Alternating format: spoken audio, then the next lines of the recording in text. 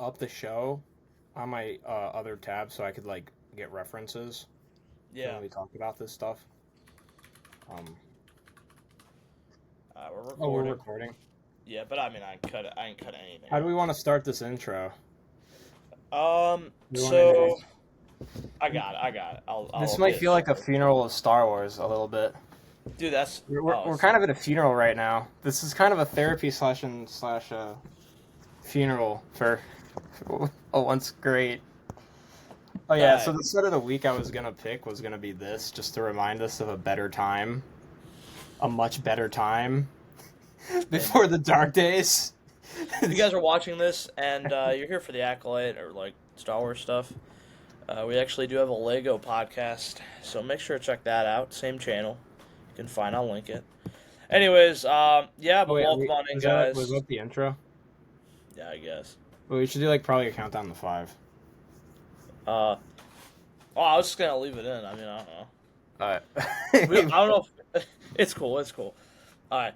So, hey, if you guys are just joining us today, we will be going over the best Star Wars show. Well, according to many fans, it's actually not the best Star Wars show.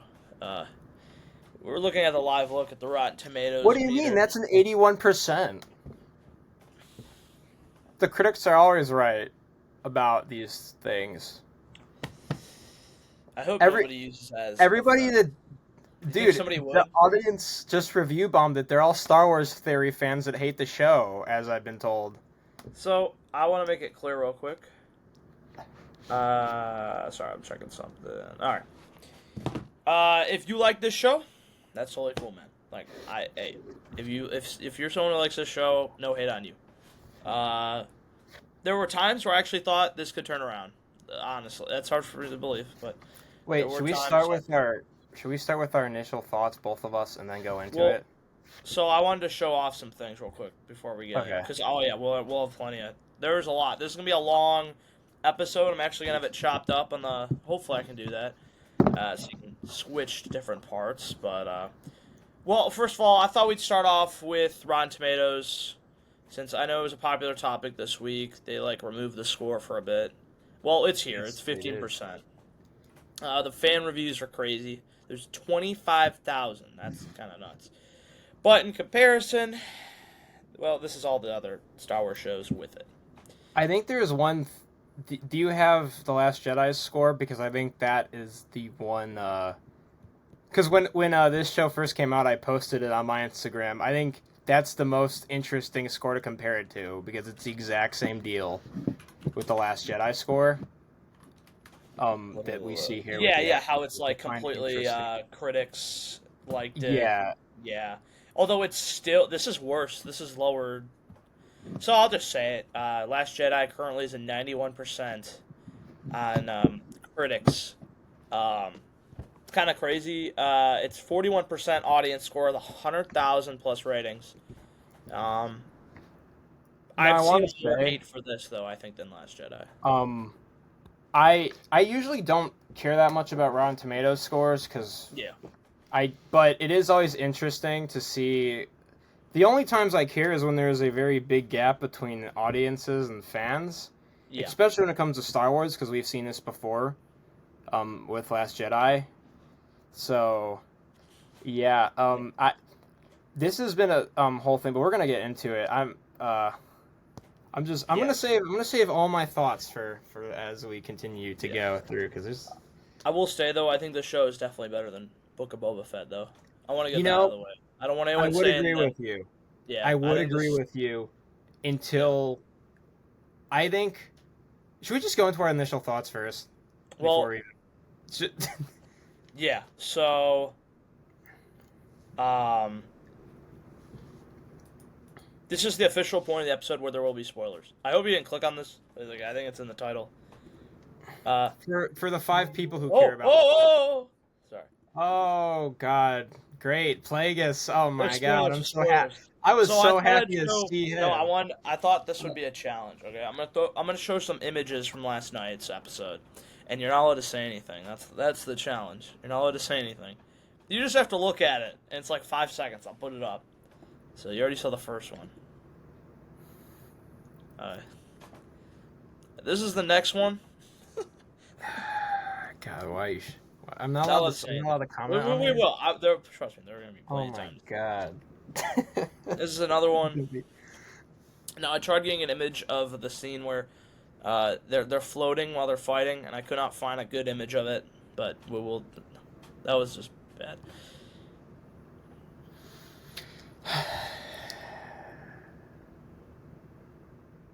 Alright, so thought I'd get out of the way. Me personally, I think I'll let it's you go fair to first, Andrew, over. because you probably have probably more to say about the good than I You do. might disagree with all three of these.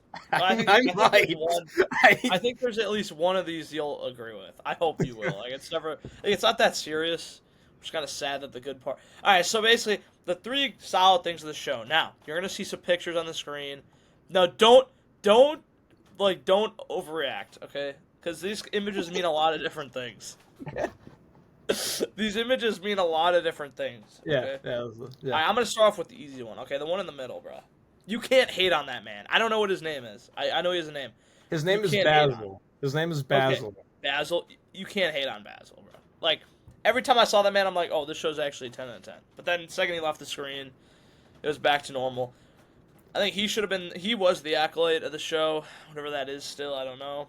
When Basil did a Anyways. little kung fu move on May, I really liked him because I was really happy. When he injured May, that was probably the best thing he did the entire show. Oh yeah. God. So I'm being serious. I actually think he was decent. I like Gopher, man. I like I respect that man. I like the rejected Five Nights at Freddy's animatronic that was in this show. On a more serious note, the one on the right, I think the lightsaber stuff, the lightsaber fights, I don't even think there were times where they were actually pretty decent. Like, I think they were better than anything we got in the sequels. Some of it. I think the lowest point, though, is like I was watching last night's episode, and I was like, so, the lightsaber fight's decent until we got to the part where they're floating in midair. That kind of lost me, but overall, I didn't think it was too bad. I don't know. I don't think it's that serious. I think it's kind of cool, but, that's just my opinion on that. Oh, I don't know. I know. You probably disagree. It's fine. Okay. In terms of fight scenes, I don't know if we're gonna talk about the first fight scene of the show or not. Yeah. Oh, yeah. We're talking about every episode today. So the biggest problem surrounding all these fight scenes in the show is, well, not. I do feel like you could probably, if watching the fight scenes slower, maybe find problems. I think they're fine as they are. I don't think they compare to the Phantom Menace or even No. Brenda Sith or even like goals like The thing about this is, so let's look at the other Star Wars duels, the best ones, okay? Return of the Jedi, Phantom Menace, and I'd say probably Mustafar. Would you say those are probably the three best lightsaber fights? And probably Toss and Bespin. You could also even say Yoda versus Palpatine. Yoda versus Palpatine, yeah. It's just kind of epic that you switch back and forth between the two. Like that's why that movie holds up, really. There's all those fights are like, so the prequel ones are more, the choreography is just, you could tell every single shot is meant to be a kill shot. Every single shot is meant to be, is very much purposeful. What I like about the prequel duels the most is they use their locations around them. Yes. Oh, yeah. That's Phantom Menace, you get probably what is one of the coolest parts of that fight, which is the little laser door, and it slows down the fight. And then the second it goes off, Obi-Wan starts swinging his lightsaber, going in for kill. The fight is the best part of the movie. It makes the movie. Duel of the Fates holds up amazingly well. Oh, yeah, for sure. You talked about the Palpatine fight. The fact that he's throwing those giant things. Yeah. And it's almost a little bit more interesting when you think about the fact that what it kind of represents, the idea that he is in the Senate chamber just throwing essentially representations of different galaxies at Yoda, because he is in control of everything now. Mustafar, I like that. Just all the lava, the fact that like they're literally in a facility that is tearing apart, and they have to not just try to take out each other, but they also have to worry about not getting killed from their environment. Yep. All awesome stuff. Not a single thing like that in this entire episode, entire show, where you have that type of interesting fighting. And then we get to the OT fights, which are not as good. They don't look as good, but they're set up, and you have these characters you care about, and there's emotion, and there's all that. None of that is in any of these fights. And going It back is to the just environmental kind of thing it, is literally Empire Strikes Back's fight is literally all about that. They like that. put Yeah, and Empire has windows. that too.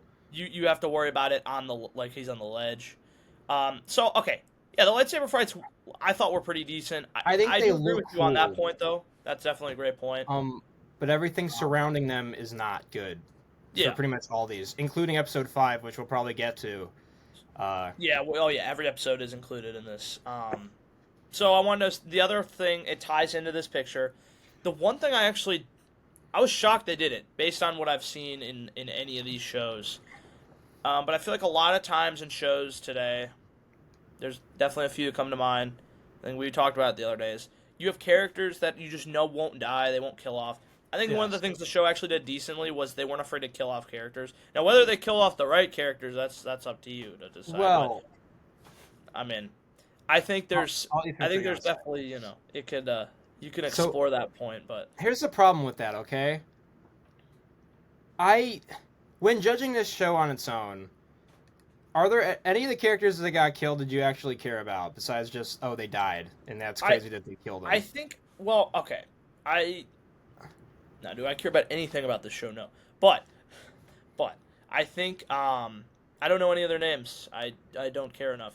But Because I the first couple episodes kind of sets up a few of the main characters, and there are two specifically that do get killed off. I think the last episode we definitely was Soul.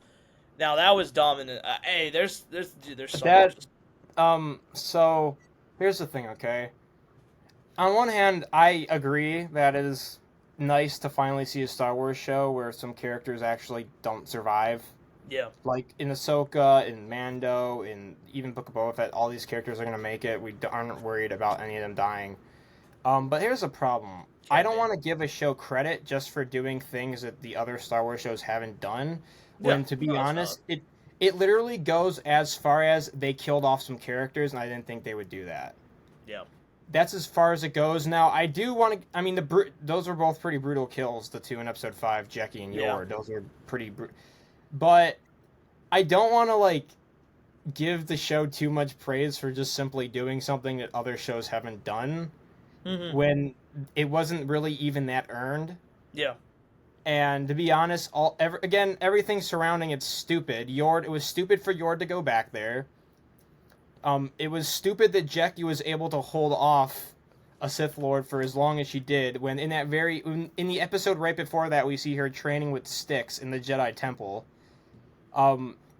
So I don't know how much that really is it in a meta sense it is a positive because other shows don't do it, but I don't think besides being like a superficial oh I can't believe they did that, it yeah. really deserves that much credit Um, in my opinion.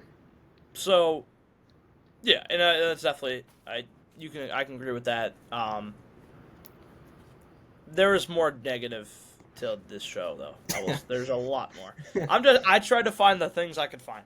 No, it's good. Um, I just wanna give everybody watching this, we do not hate Star Wars, okay? And we're not just haters. yeah, no. Um, We look, talked if you about look this back as the here, show was going on. Yeah, that's you how look much at I the wall. love Star Wars. All that stuff back there is Star Wars stuff I've been buying over the last 10 years because I love Star Wars. So I don't want to hear a single one of you in the comments say I hate Star Wars, okay? Before we get this started. So, the thing I'll say about that is like we've talked about the show throughout like the last few weeks, and I think there was a point where we're like, the show is not horrible. It's just like mid. It could be better, and we actually thought. I mean, I actually thought Um, there was a chance they could turn it around. I kind of, after, like, especially after episode 2, I was like, show's pretty bad. Well, and And it's probably we'll going to get to be that. episode Yeah, 3. I was not really optimistic about the show going forward. yeah, Episode 1 was fine. yeah, yeah. There were It definitely was dumb all things, but right. it was fine. But I think as the show continued, there's more and more things that I didn't. Okay, so let me get this straight. I didn't dislike the. I thought the show was bad, but I kind of had fun with how bad it was. Yeah, But we're gonna get yeah. into it. I So, think the final episode in this show.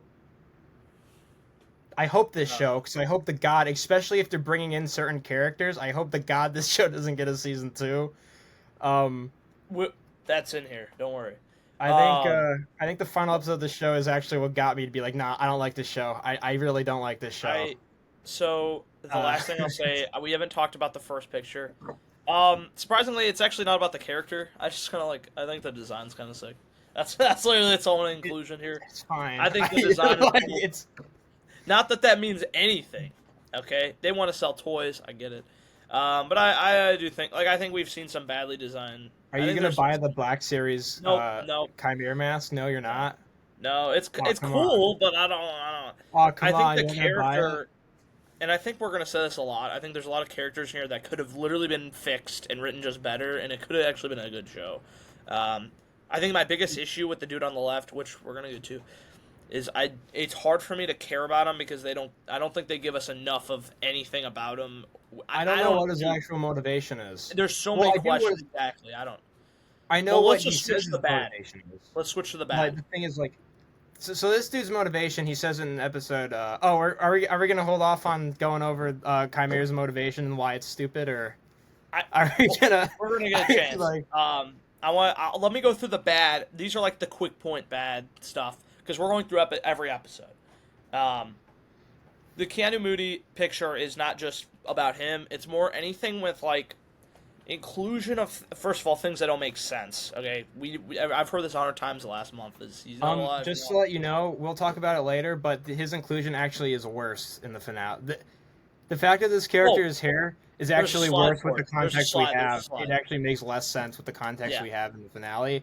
Oh yeah. With why he's here, so yes. It's actually worse than it was when we first saw it. But we'll get into it. It's more than just he wasn't alive, which even at the time it was like, okay, it's fine. Like, it's annoying, but it's like, no, they made it worse. I think the two worst episodes of the show, I think they're worse than the finale because I think they're just bad.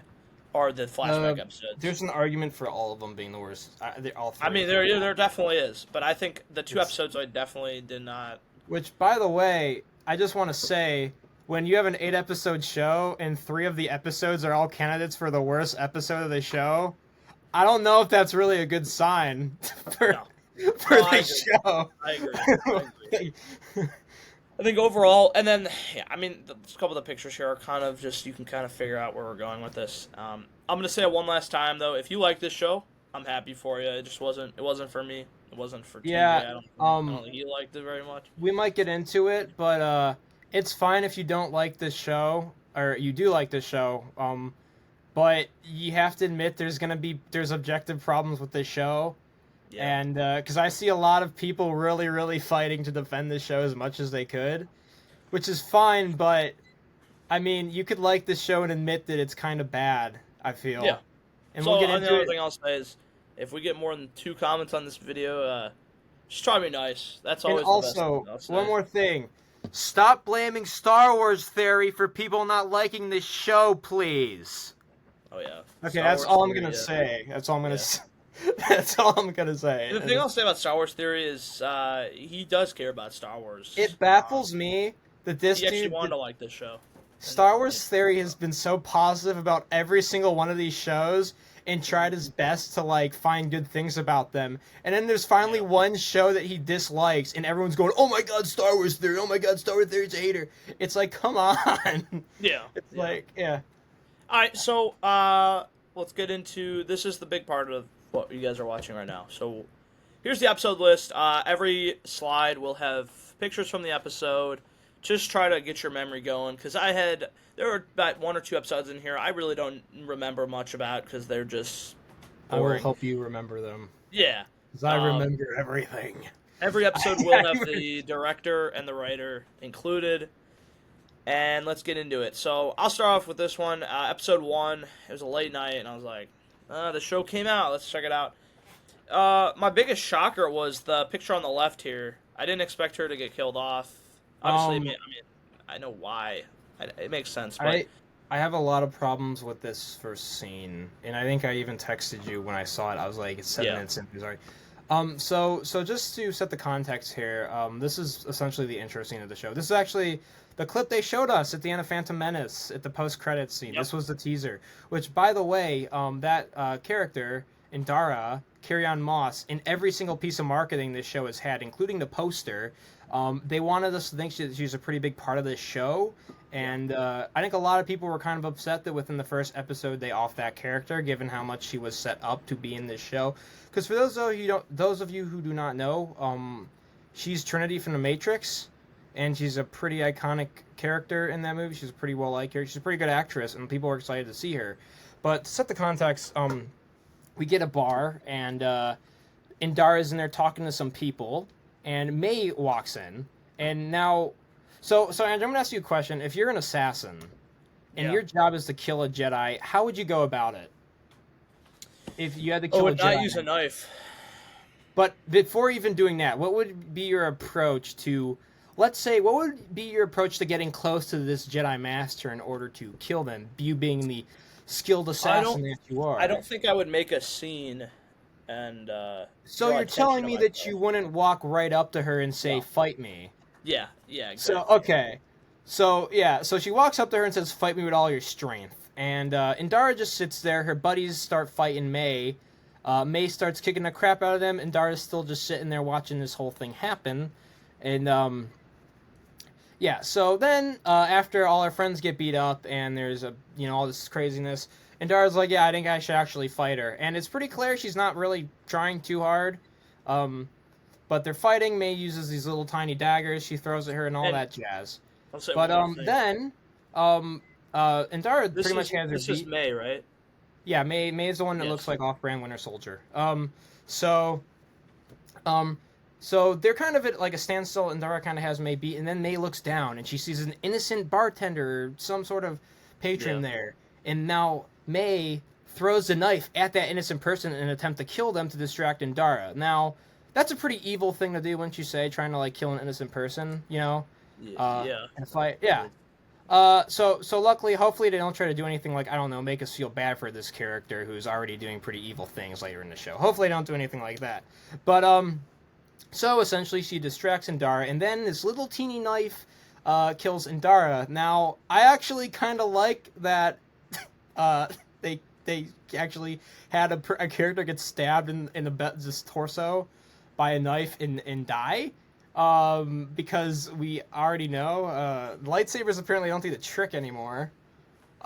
So then May goes down there.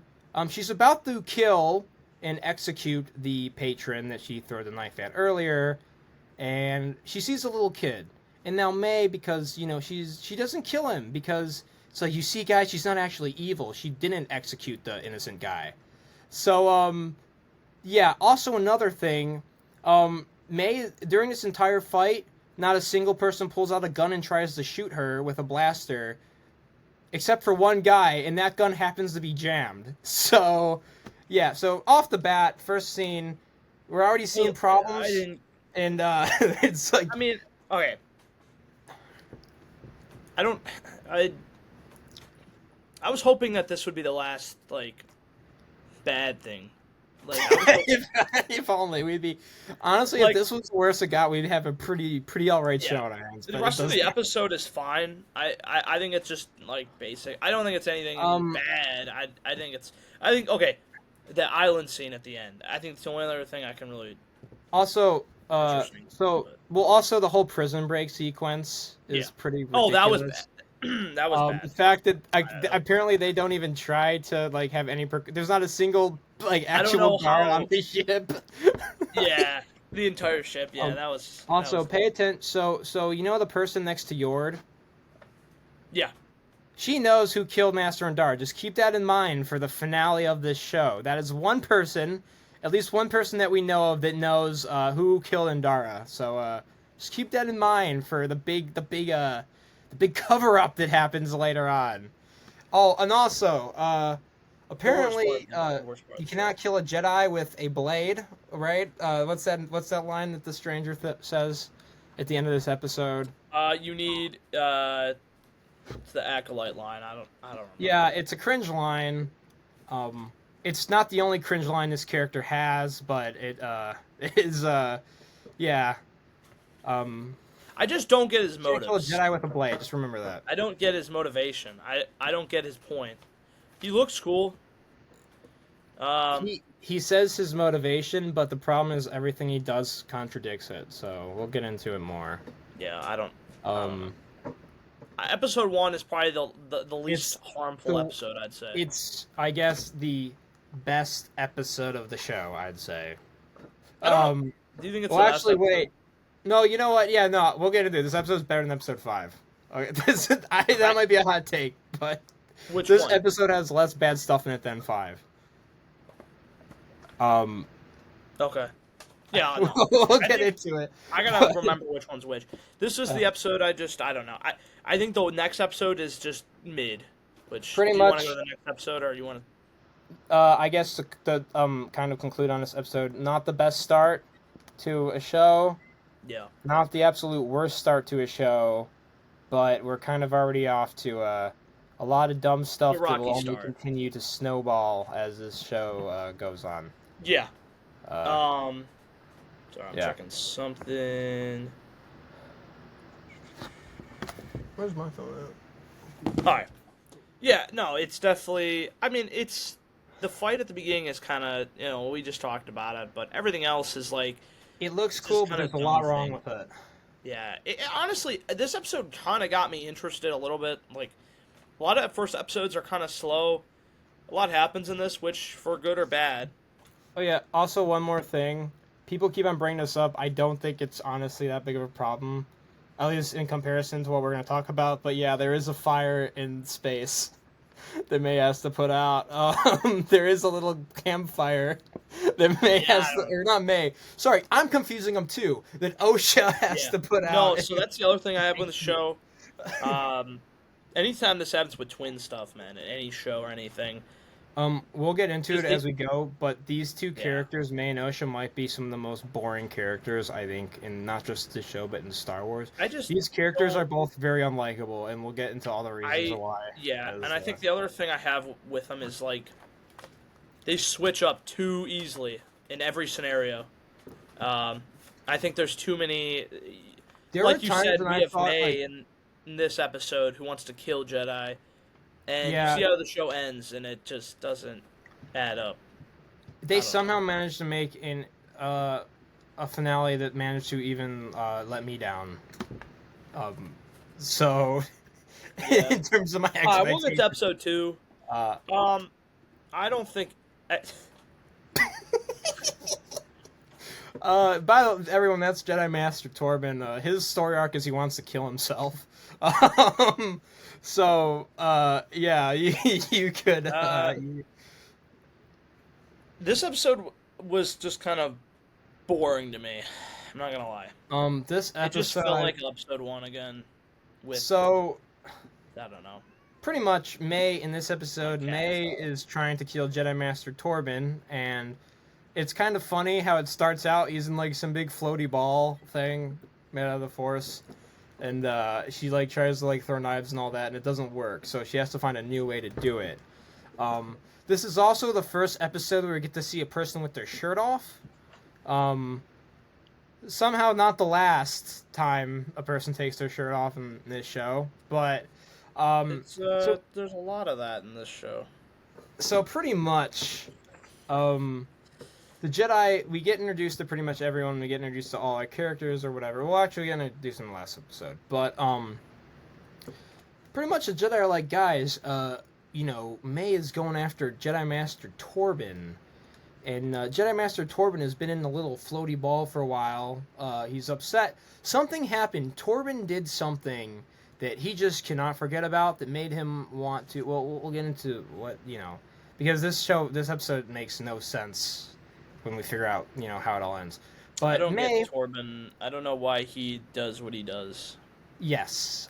So May goes up to this potion guy who looks like Ezra Miller. And she's like, and he's like this little goofy, potion guy. He's like, and she's like, I don't know how to kill this guy. And they concoct a poison. And oh, by the way, so the Jedi actually catch the potion guy, and they catch the potion guy, but they don't arrest him, which definitely won't lead to anything happening later in the show that has massive consequences for not arresting this potion guy for helping make a poison to kill a Jedi. But yeah, they leave him. They leave him on. They have someone watch him. Either. They have two Yeah. Jedi watch him. But we'll follow that up in a little bit. But pretty much, May has the poison, and she goes up to Torben, and Torben's like, I feel so bad, and she's like, if you take this poison, you won't be sad anymore. So then Torben's like, you know what, fine, I'll do it. And he kills himself because he feels so guilty over what he did. Now, I have a question, without even keeping the context of the episodes going forward. If Torben wanted to die, why didn't he just let May kill him in the opening of the episode if he wanted to die the entire time? Why did he just kill himself then? I honestly wish we got more of this character. Well, I don't understand what the point the same about what's her name, Indara? Yeah, all the coolest characters in this show are the ones they don't do much with. Soul is another one. I know Soul is definitely a character we're going to talk about. Well, I really wanted his character to be good. I like the actor a lot. I think that's the biggest problem. I want all the characters to be good. We'll get into it. Yeah. Oh, I was just going to say we'll get into it, but this show I feel wants you to not like the Jedi by the end of it. Oh, well, that's kind of... This show wants the Jedis to be the villains of the show, which I don't know how I feel about. I don't know how a lot of people feel about. Not that you can't do that concept right, but they do not do it right. But yeah, I think even the twins, May and Osha, I think you had an interesting premise there. If you do it right, I just felt they were written inconsistently. They were, but should we finish talking about the ridiculousness of this episode? Yeah. So the Jedi. So we're back to Potions guy, and I might be a little out of order on these events, but we're back to Potion guy. The Jedi I think this is one of the more least calm episodes, though, for sure. Like, there's not. No, is this the? No, that's not this one. Never mind. So Potion guy is like the Jedi. Is he essentially kind of under house arrest? You got some Jedi watching him to make sure he doesn't leave, because again they don't arrest him. Again, we'll promise you, not arresting Potion guy right away for literally committing a crime. Promise you will not lead to any drastic consequences later. Nothing will happen. It won't lead to some massive consequences that lead to a lot of people getting killed. Don't worry.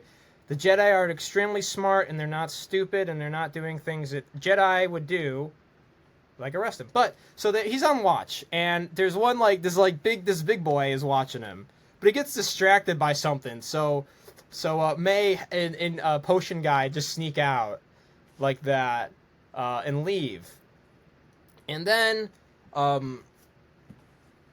so that's again it's just. These episodes get worse once you have the context of the show in mind. Can I say something else about this show, though? Can I say a problem I have with Disney Plus shows in general?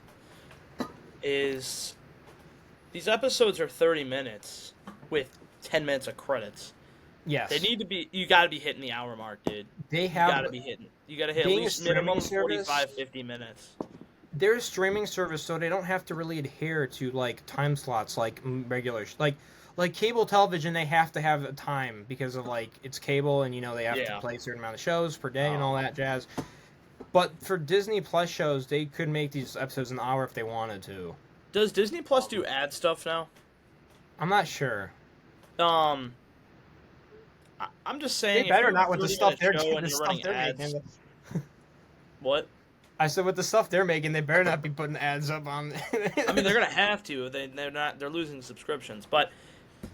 I just wish I could lengthen these. Okay, episode 1 and 2, they came out the same day. It's the least harmful. Obviously, it ends...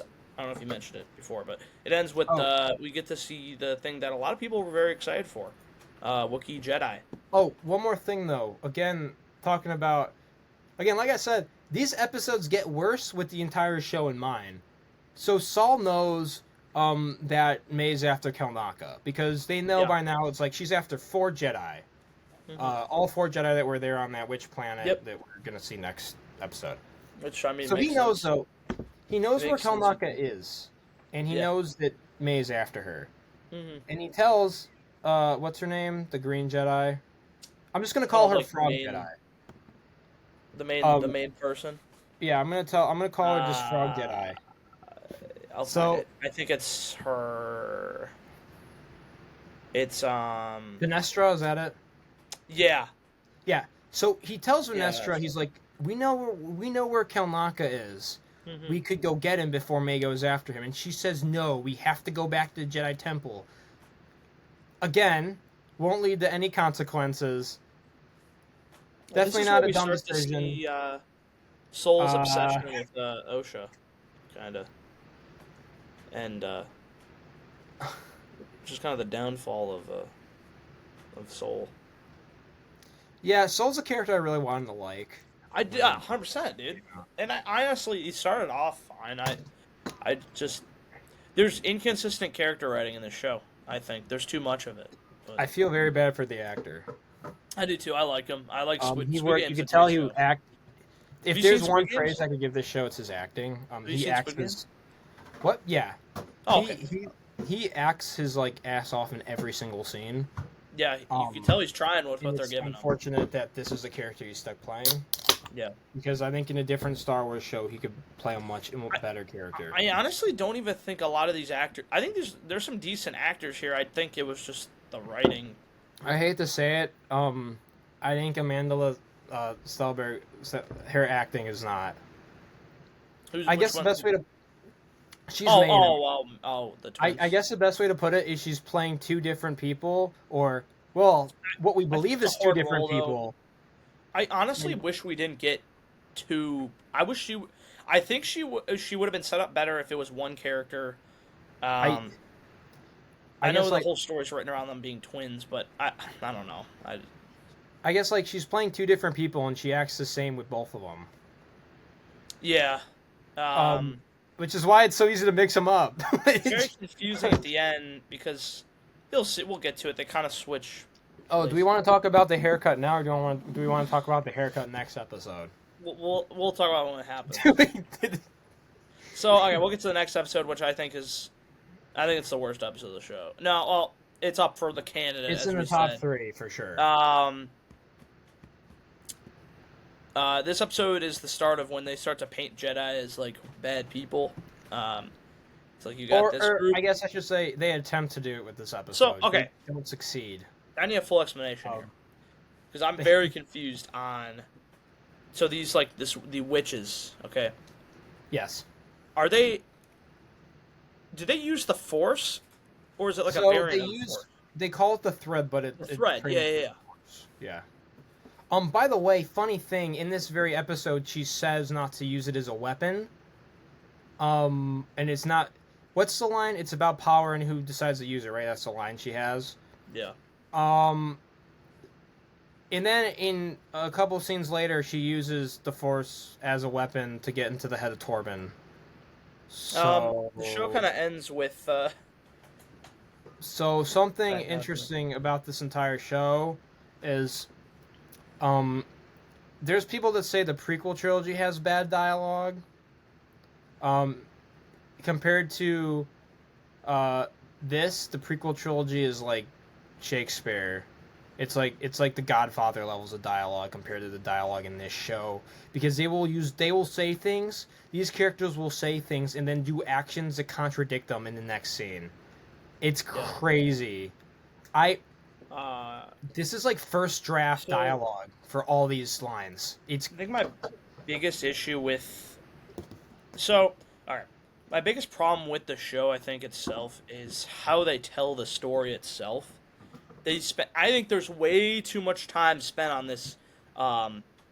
We have to get both sides of the story for this. Episode 7 should not have been what it was. I think we could have gotten all that in one episode, and then you just rewrite the rest of the show. I think the finale of this. I think the finale of the show really makes episode 7 kind of pointless. Well, and I think it dwells too much on what happens. Like, just don't. The thing is, so okay, I guess I don't want to like jump to episode 8. Yeah, but there's gonna be so much to talk about that. There's episode 7 is almost pointless with what happens in episode 8 in mind in terms of like. It is. Yeah, I'll save it for technically, then. I mean, I'll save it all you, for them. I'll save it all yeah, for them. and we'll say like yeah, we'll talk about it because we're starting to ramp it up now. So episode 3, when this came out, this was actually the episode I think that if people weren't watching this show, I think they started watching it just because they wanted to see what everyone was talking about. Yeah. Obviously, the power of one, the power of many, is the huge thing that kind of made Star Wars fans hate everything. There's some really goofy lines in this episode. Yeah. Like mainly, one of them is why. One of them, it's the other mom, not the one on screen, but the other one, and she says something like, "Why would we? Who cares if we kill 4 Jedi? No one will miss them." It's like, it's such a stupid line because that makes no sense. Like, if you think 4 Jedi, dude, the death of 1 Jedi Master is what kickstarts the entire investigation in this show, and you're telling me that if 4 Jedi Masters just died on a planet, there wouldn't be anybody. So nobody would do it. No one would we have like 4 that die here, and we'll get to them more in a minute. I'm starting to think, bro, like, so obviously it took them all of this stuff to happen. Now this was completely covered up, which is horrible. It took all this to happen for Yoda just now to be notified about everything that happened. We want to talk about that now or later because we don't have to talk about it now. But I'm just saying this is something to keep in mind that this happened. And Yoda I'll get into it when we talk about episode 7, but I don't even think there was a reason for the Jedi to cover this up. I don't even think there was a reason to cover it up. I think the bigger problem is that Yoda does know by the end of this. Anyway, listen, we'll get to that. But that's if that is actually the case, then this show, then that's bad. If Yoda knows about this. So this is the first time in the show where you start to realize that we're sort of getting into they want to make this show almost a prequel to the prequels. Yes. Because they're starting to intertwine storylines with, okay, we're seeing stuff that we've seen in the prequels. The whole creating people through the Force, who's supposed to be Anakin, is that person. The one. So that was what stirred the pot a lot for this episode too. I have episode 3 pulled up, and I'm just looking at it so we could go through it a bit more chronologically. Yeah. I will do. So, let's talk about highlights. So, now, lots of people are saying that this is kind of a cult. And I don't know about you, but I kind of agree. And a lot of people are saying maybe the Jedi are right to try to take children out of this cult. And this is just information with this episode. This isn't even episode 7, just what we know here. I think this episode tries to paint the Jedi as bad, and so does the next one, but the thing is, the Jedi are pretty, like, chill in this episode. At least this one. In terms of, like, compared to the... My favorite another line I really like is when Indara goes to the mom and says, "You know that we have permission from the government to take your child and train her." With your permission, of course. With your permission. It's like. So what you're telling me is these Jedi are actually not even forcing the. They're not even. They asked them for permission. It's like. Also, what do you think? What do you think that's going to happen if you go? Oh yeah, we have permit. No. We have. We basically have the power to take away your family and take away your kids and everything with your permission. Like, bro, they're just, like, gaslighting them to, like, it wasn't gonna end well. Like, what did they expect to happen in that scenario? I don't know, bro. This is just bad. I don't just take away that line, bro. Well, the thing is, though, like, I think these kind of witch people are sort of, like, the villains here. I want to watch it. I don't know what we're supposed to think, though. I don't know. I know what we're supposed. Judging by what I see, I know we're supposed to think that Soul is a horrible person. The first thing they do when the Jedi come to talk to them is they start messing with Torben. They don't even like they're on the offensive here. So something funny too is when this episode first came out, Mother Anastasia is like, "Oh, the wise Jedi thought this place was uninhabited." And you're supposed to think, "Oh, she's like being sarcastic, like, yeah, of course the Jedi knew they were here." We learned in episode 7 the Jedi didn't know they were here. They actually didn't know. No, they didn't. Which is why I think episode 7, back to what you were saying, is pointless. If anything, it just makes things more confusing. Doesn't I don't know why that episode needed to happen. I think we dwell too much time on what happened on this planet, and which weakens what actually matters. Oh wait, no, I prefer this than what we actually get in the present day because that's more damaging to the rest of Star Wars. But, I don't know. All right, do you want to go to episode 4? I mean, I guess some other quick points to hit. 'Cause this episode, so yes, it is in fact true that yes, they do light stones on fire in this episode. The dialogue again is freaking awful. It's literally simple as the Jedi are good, the Jedi are bad. That's lines taken from the show. That's as far as like their conversations go. And then like because and the other thing is like so I don't want to make fun of the the kid actors because to be honest, I don't know it's kind of like the same deal with the prequels. Yeah. When you're given dialogue like the ones they're given, how good of acting can you really do when you're given such boring, like what's the other one where like May goes, "Well, I'll kill you," when like Osha's like, "What are you going to do to stop me?" That's the other thing. I don't like seeing people hate on the child actors at all. I don't also, like that stuff. It's not fair. I think the actress playing the like woman Zabrak mother chick isn't doing like she's just overly edgy with every line. Like she has this weird like I don't know what the word is to describe it. Like this weird like angry voice whenever she's talking. Mm-hmm. And what else is there? I mean, it's just I don't know. It's just kind of a mess. Yeah. This is when the cracks really were showing. I think people got really worried about where this was going. Alright. We'll go to the next one. For me, I think this episode felt like just a filler to set up. There's a couple interesting aspects of this episode. More specifically, a certain Jedi who shows up in this episode in particular. Well, yes. This is the episode that kind of broke a lot of things, including Wikipedia. This episode did break Wikipedia, and allegedly, according to some people, Star Wars theory is causing death threats to be sent to Wikipedia, and it was all his fault. Horrible. Hey, if any of you guys haven't checked out Star Wars theory, please. He's a pretty good YouTuber. I don't agree with everything he says, but he's I like him. Anytime stuff like that, you gotta threaten people. It's opinions, but like it. Here's the way I see it. Don't be like that. It doesn't help anything. You can't blame anybody else for what people do on the internet, because it doesn't matter what you say. There are going to be people who are going to do stuff like that. Yeah. You are a public entity like some people shouldn't be able to, Obviously, no one should be doing that. No one should be sending death threats or hate messages. But you can't blame specific people for the actions of other people. Who, by the way, no one even knows if they're Star Wars, like if they're actually Star Wars theory fans, by the way. Star Wars theory, for a fact, has never told anybody to send death threats.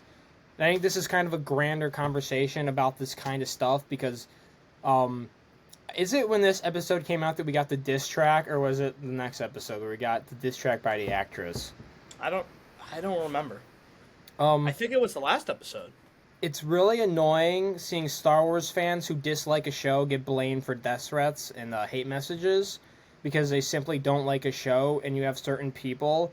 Like, this happened back in Kenobi, by the way. When Kenobi came out, the same sort of thing happened. We have one person say, "Oh, I got all these hate messages, all these people are saying all these awful things to me," and then they paint the entire fandom, specifically the people who do not like the show they made, as responsible for these type of actions.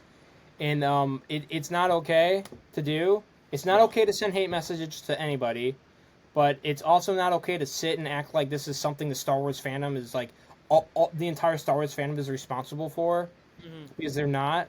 Yeah, First no. off, actors especially are public figures. They're gonna Yeah, get stuff like this regardless because people are gonna say stuff because everybody gets hate messages. yeah, So it's like, stop blaming people and trying to paint this picture for people who don't like a show. It's as simple as they do not like a show. That's it. They do not like a Star Wars hmm show. yeah. And that's as far as it goes. Stop trying to Hey, blame them for everything and call them names. yeah, It's and annoying. And it's once childish. again, guys, like, It's, it's not worth yeah. hurting somebody over a television show. I'm We just need to being honest. remember this is a show made by Disney for Star Yeah. Wars, and that is it. Whether or not people like or dislike this show is not going to affect your everyday life, okay? No. Whether or not this show is bad is not going to affect your everyday life, Yeah, okay? and like Or we talk good or about it anything. because we want this show to be good. We want them to make good We stuff. could, yeah. And if nobody talks about they're never gonna do anything. They don't know what they're gonna do then. Like they're never We gonna could, improve. I um, hope this show was a learning experience for Disney, and I don't think, I mean, we saw some of the Twitter takes. I don't know if it is.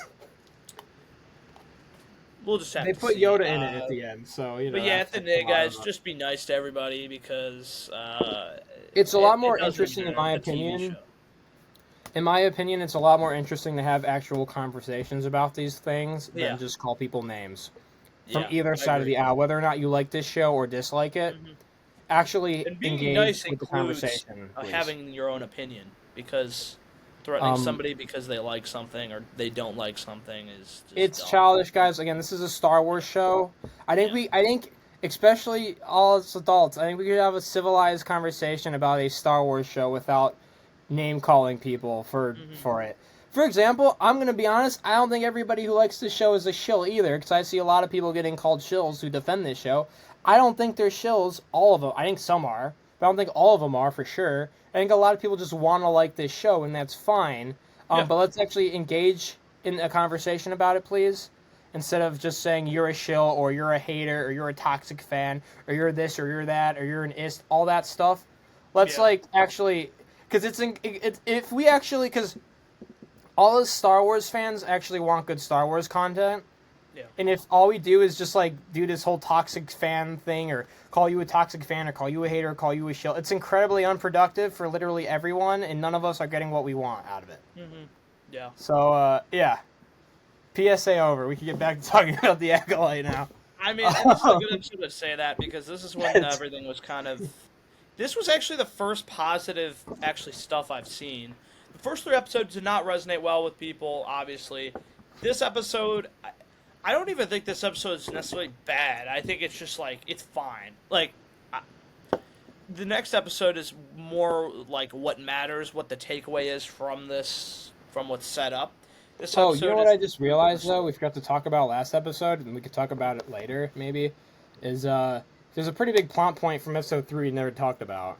That has to do with the way May and Osha were created. But do we want to save that now that we skipped that we didn't talk about it? I mean, yeah, a lot of the overarching like stuff like that is we'll talk about it. Okay, because Last episode, I'm sure we'll get everything out. yeah. But, okay, so this episode we follow the journey. We get to the Wookiee planet that was set up. Sort of, a lot of the marketing got people excited because we're getting a Wookiee Jedi, which is not something we have seen in live action. Yes. I don't believe not there. Yeah, there was nothing in the Nope, prequels. and it's a really cool idea because it's like It is. in it's I think something a pattern that this show has is, and even when people defend it, lots of people defend the ideas the show has and not the executions of those ideas. And for example, the idea of taking a species that is known to be extremely aggressive and extremely like quick to anger and have a temper like a Wookiee.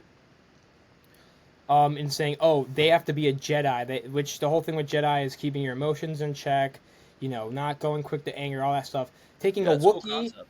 it's a really interesting concept, and you could actually do a lot with it. Like, how does a Wookiee that's a Jedi behave And compared I to don't other even think. Wookiees? Listen, I don't Like- think a lot of these characters are necessarily bad characters. It's more we don't get enough to appreciate the character. Well, I would say a lot of these characters are pretty poorly written. Yeah, well, that's what I mean. But like, I they're think the not best like characters are the ones that died off because we didn't get enough we time to didn't see them even get get to ruined. know them. You know? Yeah. Like, but I feel like every project we've gotten from Star Wars lately has had that one character that I wish was good, and I think for Merrick me, I from think there's Ahsoka. I didn't care enough about like I don't know, that could have been cool, but I think the issue with a lot of and I think this is something the show has a problem with in general, is I think when Leslie Headland was making this, she thought of ideas and she did not put it thought into how to do them. Like I literally think it was simple as she was just chilling. She's like, "Oh, a Wookiee, that would be cool as a Jedi," and that's as far as it went. She didn't think about, "Oh, what would it take for a Wookiee to be a Jedi? What can you do with a Wookiee Jedi?" Because it is an interesting concept in like theory to see, and yeah, you could do a lot with that. You can. I would it have. was a big marketing piece. It I know a lot was. of people wanted to see this. Yeah, Especially seeing a Wookiee Jedi fight, which, well, we kind of get. We'll talk about it later. But I just, you could have done a lot more with this character, and unfortunately, they do not do that. They kill this They kill this Wookiee off screen, or which is unfortunate because do you have the reason why they killed the Wookiee off screen? What the writer said. I don't know. So the writer said that they Maybe didn't have it during in an the interview. budget to have a fight scene. Oh really? Now this show costs $180 million. Does that include Um, marketing? I don't know where that money went, to be honest, but yeah. I wish the other Um, thing I wish the show lacks is I think actually a lot of Disney. I think we've talked about this before. A lot of Disney shows lack is interesting planets. We pretty much just get yes. grass planets in this show. We do get a Hoth type planet in the beginning of the show, which is kind of pointless. We never see anything with it. It's just that they're there for like half an episode and then they leave. So we really only see grass plants in the whole show. I don't and like, and I consider even like the Octu type planet. We know it's not Octu now. Um, Yeah. Even that's like a grass water, like it's an earthy planet. You know what I'm saying? We don't Yeah. listen Loki. I think that's better than Stan because we've been getting a lot of Stan in the last few shows. But I still want like I don't know anything, dude. Like come up with something. That would. Hey, they probably just didn't have the budget for it. They should put that $180 million. So how many Godzilla minus ones is $180 million?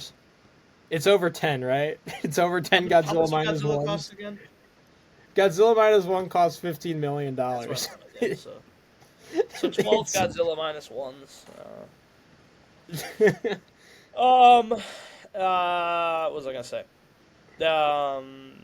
I don't know. But back to what you're saying, I don't know where the budget necessarily went for the show because I don't. There really isn't that many flashy like CGI things in this show. Yeah. Yeah, find the Wookiees. Uh, I don't know. There wasn't like giant monsters or anything. I don't know. Yeah. But Yeah. well, there was one giant monster. Well, he's normal sized monster. That probably was all CGI. But, anyways, We're talking about my gopher friend, the gopher buddy, Basil. oh no, Wait, I forgot about him. Yeah, he the was best part probably about this episode is this the introduction of Basil. Yeah, that's the best part. That's the best part of the show. Okay, so we actually get our first good look at the Stranger. Oh wait, can I add one more thing on Basil? Because it's kind of funny. So, as much as I like the gopher, I don't understand why the Jedi need the gopher. Because I think he's there Jedi, for we their, know Jedi can sense other Jedi. They've done it before. And Yeah. they pull out, they have access to like a rag. They have like a Kalanaka's rag, like a piece of his shirt or something, and they tell the gopher to sniff it, and that's how Yep. They just follow this man. That's how he tracks the. They just follow this man. He could be leading them anywhere, and they don't care. Also, the only one that can communicate with him is Yord. Even though in the last episode, I think this happens multiple times. The green girl, what's her name? Vanessa. Yes, she literally the second she steps on the planet, she senses the stranger guy. Yes. What? Literally the second she's like, he's here, my Also, Padawan. I just want to mention this now because it will come in later. Right now, OSHA is not very good with the Force. She has been disconnected from the No, Force. that's She's not another. very... But we'll This get is into more worse about in than episode what happened 8. with Ray, dude. This is worse than what happened with Ray. Like, I just want to remind everyone watching who has not seen this show, OSHA is not a super experienced Force user at this point in time. Just keep that in mind for later. um, Just put a the pin in other that thing I for want later. to keep in mind for later is that May is not super experienced in anything because she's kind of been isolated for a long time. Oh yeah, do we want to talk about May's heel turn in this episode? I don't know if Because I remember that. her and Potion Guy are having a conversation, Yeah. and she's like, by the way, this is before we figure out who Potion Guy is. It, again, could have got arrested in episode 2, but didn't. She's like, there's no way to kill a Jedi without a weapon and all that. And she decides, all of a sudden, you know what? I'm going to go to Kelnaka and I'm going to turn myself into the Jedi Order. Oh, And yeah, she's yeah, got yeah. a Okay, little yeah, trap for Potion Guy. And she's like, yeah. I'm done with this. So May is no longer on her quest that, which by the way, the fact that she's already killed 2 people and now just decides all of a sudden she doesn't want to do it, a little weird. Also, I thought this was about revenge. I like, so doesn't she still want to like get revenge? You know what I don't understand? She was following the motives of the stranger, not her, which it makes more sense for her to be following her. It connects to what happened with her.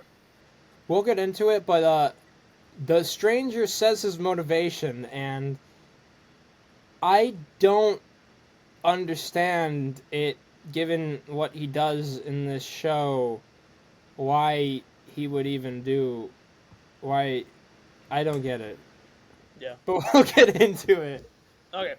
Alright, we'll go to the... This is the episode. We'll go to the next one. So yeah, obviously it ends with... I mean, listen. Love or hate the show, I do think the scene was kind of sick when he, like, turned his head. He Mary Poppins down to the ground.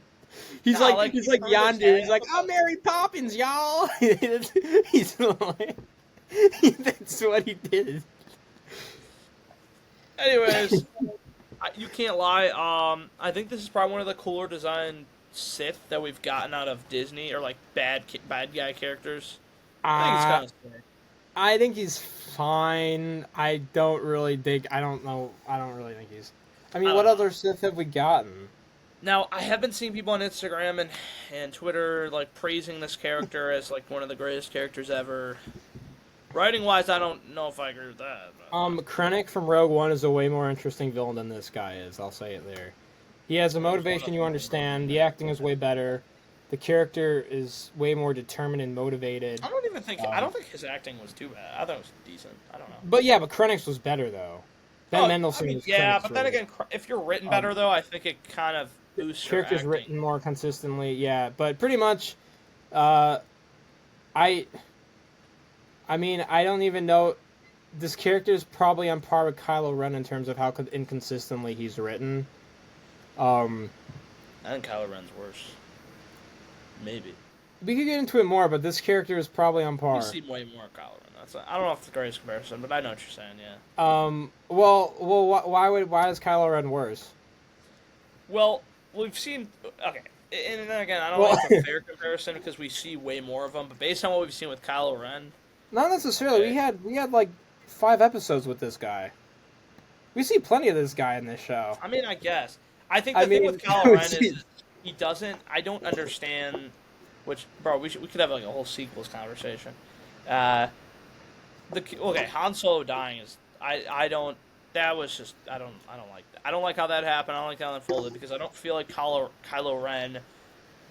You can't come back from that, is what I'm saying. I don't understand how that could happen.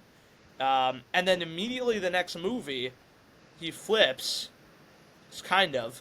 He doesn't flip, but I don't know. I think there's bigger problems with Kylo Ren. I think he's more inconsistent. Just because of I think the Han Solo thing almost destroys his character off the bat. And I think the Rise of Skywalker Han Solo, or not Han Solo. Han Solo does appear and talk to. Hey, listen, I think there's a lot of problems with Kylo Ren, man. I just think I don't like how he was written, but he looks cool though. He can sell toys. Would you say it is kind of on like the same tier as saying your whole thing is you don't like how the Jedi won't let you live your life when you yourself decide to kickstart a Jedi murder spree, But I like say that this again. character does. So okay, so would you say like Kylo Ren's like being really like irredeemable and all that, you know, trying to redeem that character is like stupid, right? Yes. But what's stupid about this character is why I'd say he's kind of on par. Is this dude's entire reason for what he does, according to his own words, is the Jedi just won't let me live my life, right? All that jazz. Mm-hmm. Meanwhile, first off, this guy is the one who ordered the hit or the attack on Indara. Pretty much, the Jedi would not know this guy existed if he didn't do everything he did. So all the attention on this I guy think is they're both. because of what I he think did. they're both poorly written. Honestly, I don't. I don't know, man. Uh, This guy definitely. It's like maybe a I lot of said. There's people characters here that had potential.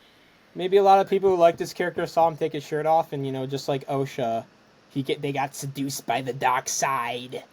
Um, are we gonna talk about that comment Leslie Henley made about that line? Are we Yeah, we gonna? can. Yeah, we can. All right. I think you want to get to the next one. I think we're kind of wrapped up. This is the big. This is the episode I've saw people praising online.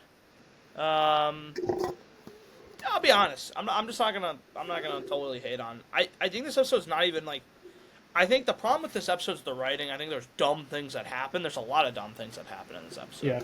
Like character choices are literally at the worst I've ever seen in my life. Some of these characters make horrible choices. Well, I don't know. I forget all their names all the time. So Yord, what's his the Padawan girl? What's her name? Jackie. So what? Which, by the way, keep this in mind. Now, this is something Leslie Headland said that May and that she said that Osha and like Jackie have a crush on each other. Little weird because I'm pretty sure Jackie's way younger than Osha, but I did not she get said that. I did not pick that up. I didn't either, but that's what Leslie Headland said. I mean, I don't know. So, That's fine. I don't know how that's like relevant. Like I it don't know is when why you she think would about say the fact that let's just say the person that kills Jackie uh, gets pretty close to Osha in the next couple episodes. this is weird. Yeah, there's some Um, things in the show that are kind of odd, not relevant. I think so. I think there's some dumb decisions made on a like very base level. I don't think this. I think that you can get the enjoyment out of this episode comes from just watching people fight with lightsabers. yeah, But when you actually think about it, that's when it gets bad. I guess so. Which is the problem with it. Is What I want to start with is so where is Saul during this first beginning of this fight? Now, people tell me he's knocked out, which sure, but you're telling me that the Jedi Master stays knocked out for that long while the rest of these Jedi are up and fighting? Like, come on. The issue I have with this fight is people just go in and out when it's convenient. yeah, 100%. Like characters just despawn and then There's spawn back in to zero- die. Like it's There's zero scenario where Jackie, right? That's the girl on the far left. Right? yeah. There's no reason that fight should ever happen. Oh, by the way, speaking of Jackie, before she even fights the character who I'm going to call Smilo Ren from now on, Does he have any name at all other than the stranger? I think it's like Khmer. But she goes to arrest May. Now, you would think that May would probably it is, turn right, herself right, in, right. right? Because that's Yeah. what she was going to do. No, instead May is fights Jackie, and May tries to throws a couple kill shots in there. Which is very odd for a character that in the episode right before, and in the context of this show, maybe about 10 minutes before this fight at the most, decided she was going to turn herself in. The fact that she is now resisting arrest is a little odd.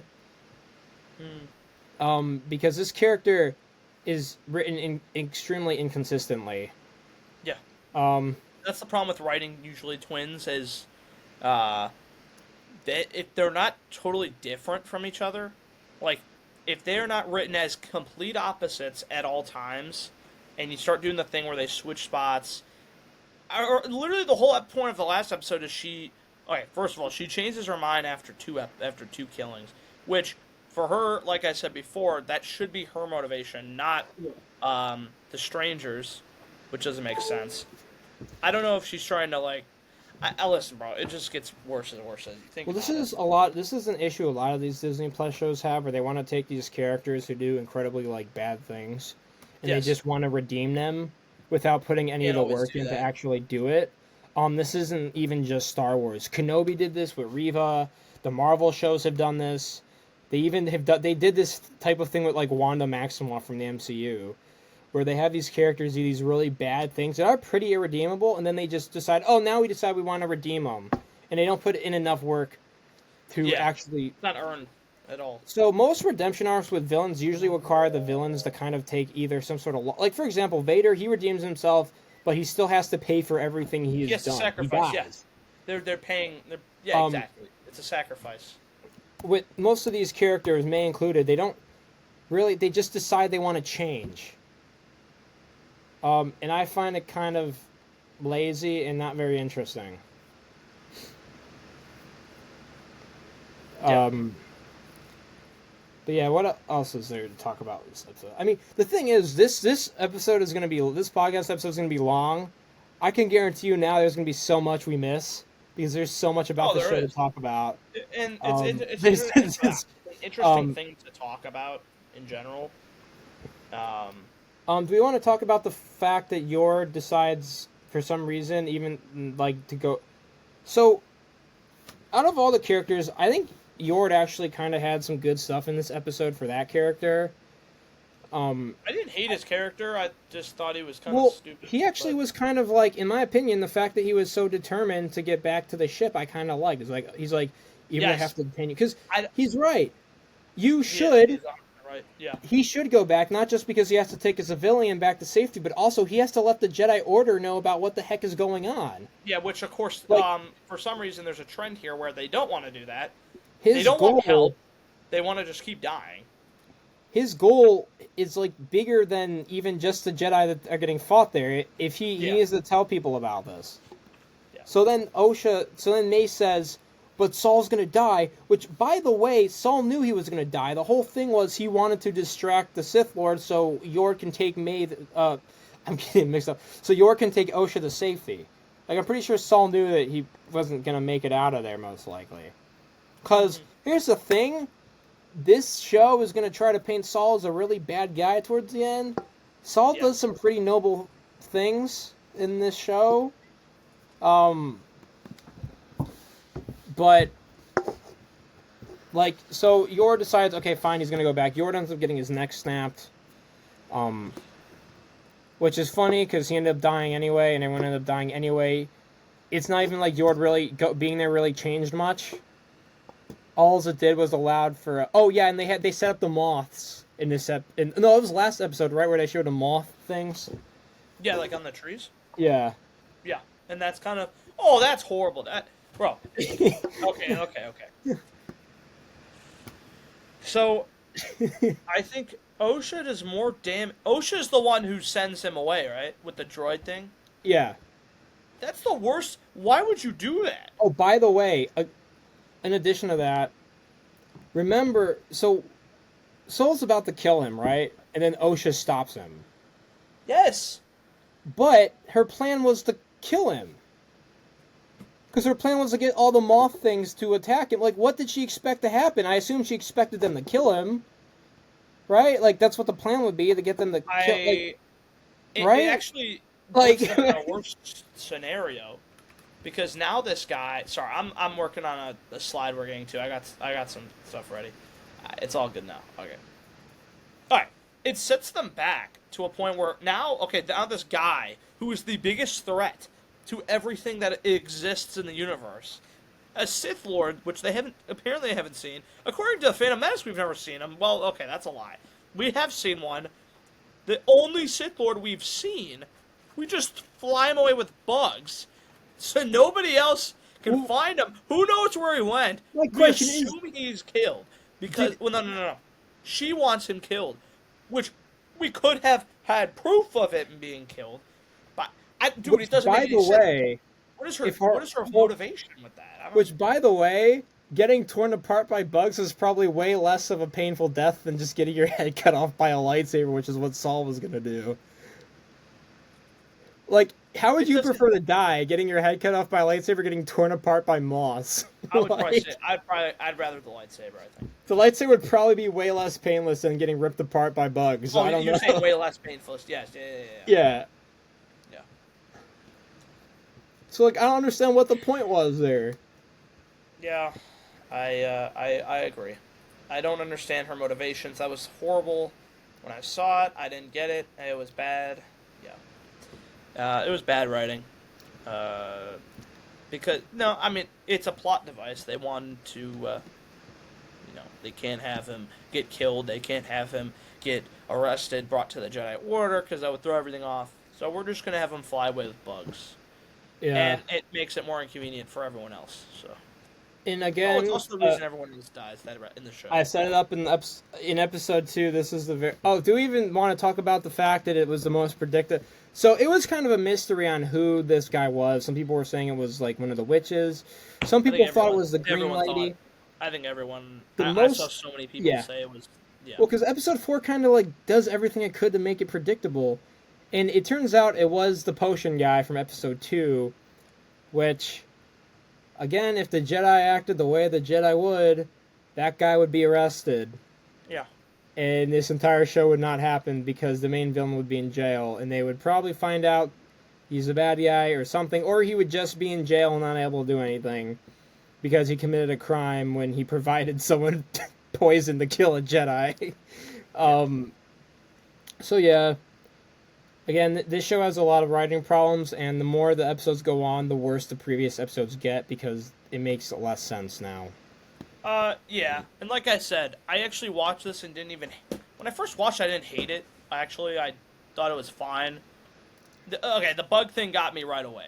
But then the more you think about it, there are a lot of decisions made in this episode that just don't make sense. Well, what about the end of the episode? We have to talk about what happens at the end. The little switcheroo. Yeah, which confused the heck out of me going forward. Yeah. Again, May flip-flops her motivation because now she wants to kill Saul again. She doesn't want to get turned into the Jedi Order anymore. Yep. Now, and still she makes sense at the end. By the way, I remember when this episode first came out, something people were saying right away. How does Saul not sense the fact that it's actually May on the ship with him? And that's why I was so confused. Well, some people were defending the show, saying, well, no, Saul already knew. He did sense it, but he didn't do anything. But then what that would have meant is that Saul knew that Osha was on that planet stranded by herself. So that's not good either. But, and yeah, Osha ends up with Khmer, and then to kickstart what will be a blossoming romance between the two that many on the internet will enjoy. So I decided not to show shirtless pictures. It's probably for the better, yeah. So, do we want to talk about Cortosis also? Which also kind of follows up into this episode. Which is the material. So, something else in episode 5 we learn is that... Well, we learn in episode 6, but it's set up in episode 5 that Smiler Ren's helmet is made out of a material called Cortosis, which short-circuits lightsabers. Now, the first defense people have is, well, this is something from Legends that is used. First off, Disney got rid of Legends. Their decision. So, I don't know, people always want to pick and choose when to use Legends as a defense for something in a show. Yeah. Second off, just because it's in Legends doesn't mean that it makes sense for it to exist. There is a material in Legends called Frick that is like some indestructible metal, and it's called Frick. You could look it up. Look up Frick. Okay. On Wikipedia. It's like something... My problem with stuff like this is Why do we not see anything else? Yeah. So Why do Jedi not have armor made out of the this? biggest argument I see against stuff like Oh, that is, oh, why don't we see, you know, you can't. It's not fair to say why don't we see anything else because it wasn't written yet. I'm like, then don't that's the write it in the problem. first place. Yep. You Don't gotta, write it. Don't put it in. If it doesn't make sense, especially in a prequel.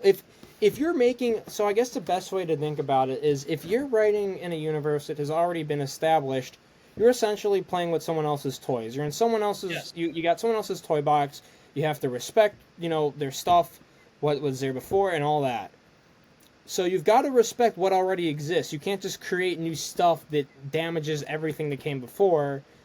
And for Cortosis, it's like, so why didn't Palpatine make Vader's... Remember, Vader's job after Episode 3 was to hunt down Jedi. You would think then they would probably be good if he had armor made out of Cortosis, right? Imagine if Vader's armor had Cortosis in it, or if it was armor made with Cortosis. There's so many uses for this ship in universe or for this this like ships. metal ship. It could be. I mean, I don't really know how useful it'll be for ships, but like for this material, and this is the same with Beskar. These things being introduced like retroactively damages everything that came before it, because now the big question is, why does no one have it? Well, obviously the obvious answer is yes, it wasn't invented yet. Yeah. Then don't write it in the first place. That's the answer for real life, but that's not the answer for in-universe. It's still a problem that it exists. Like, it's still a problem. Prequels are challenging to make because you have to find workarounds of things that are already established. Yeah. You have to be able to make it make sense. And if you don't make it make sense, then you can't... Dude, you could have just said it's made of metal and I don't care. Like, you're just going too far. I don't even know why his helmet needs to be made out of Cortosis. I'm not going to lie. Watching someone headbutt a lightsaber looks kind of ridiculous. I don't know if that really needed to be in this show. I don't really know what, at the end of the day, it's kind of a useless thing in the show. It's a very small thing, but... It's just there so people could say, oh, it's the thing from Legends. No, it's there so that when we see it in Season 2, we're like, oh, is that thing... Like, unless just like why certain characters show up in the finale, which we'll talk about. It's just so people can go, oh, whoa! That's You're allowed to have stuff like this if you have a valid reason, if you have explanations to why we never see it again, or like, which it is super hard to come up with stuff like that. There's no good way of doing stuff like that. Well, where does it come from? Does he mention where it comes from? I think he's like I think they show that like the planet he's on has Cortosis on it, or something, but like. Oh, so great! There's abundance of it just sitting there. Yeah, just like in Mandalorian when they reveal that there's a Beskar mine on Mandalore that the Empire had access to. But we're not. This isn't Mandalorian season 3 episode. Oh, that the Empire happened to abandon and. Yeah, medals like this, I feel like the less we see of them, the better. Especially especially in universes where they could be used and applied to many different things, but just aren't. Yeah. I prefer not. I mean, if in season 2 we get to see Frick, we get to see something made out of Frick, then whatever. They need to stop adding stuff like this, and it damages what came before it. Yeah, that's all I gotta say about Cortosis.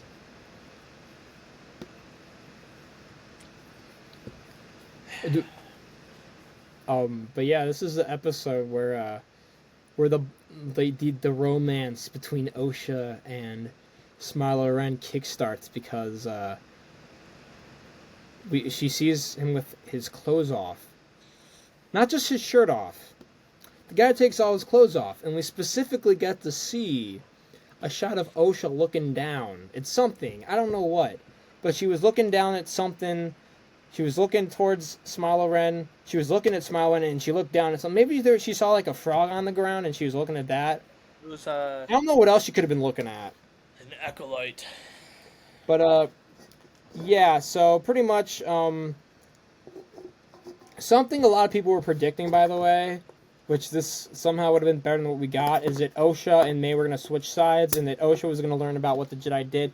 People thought that Smiler Ren was going to explain the whole situation about the witches to Osha, and that when Saul told Osha the situation, or when Saul told May the situation that May would like actually turn and be a good guy, and that they're gonna flip. They didn't even do that.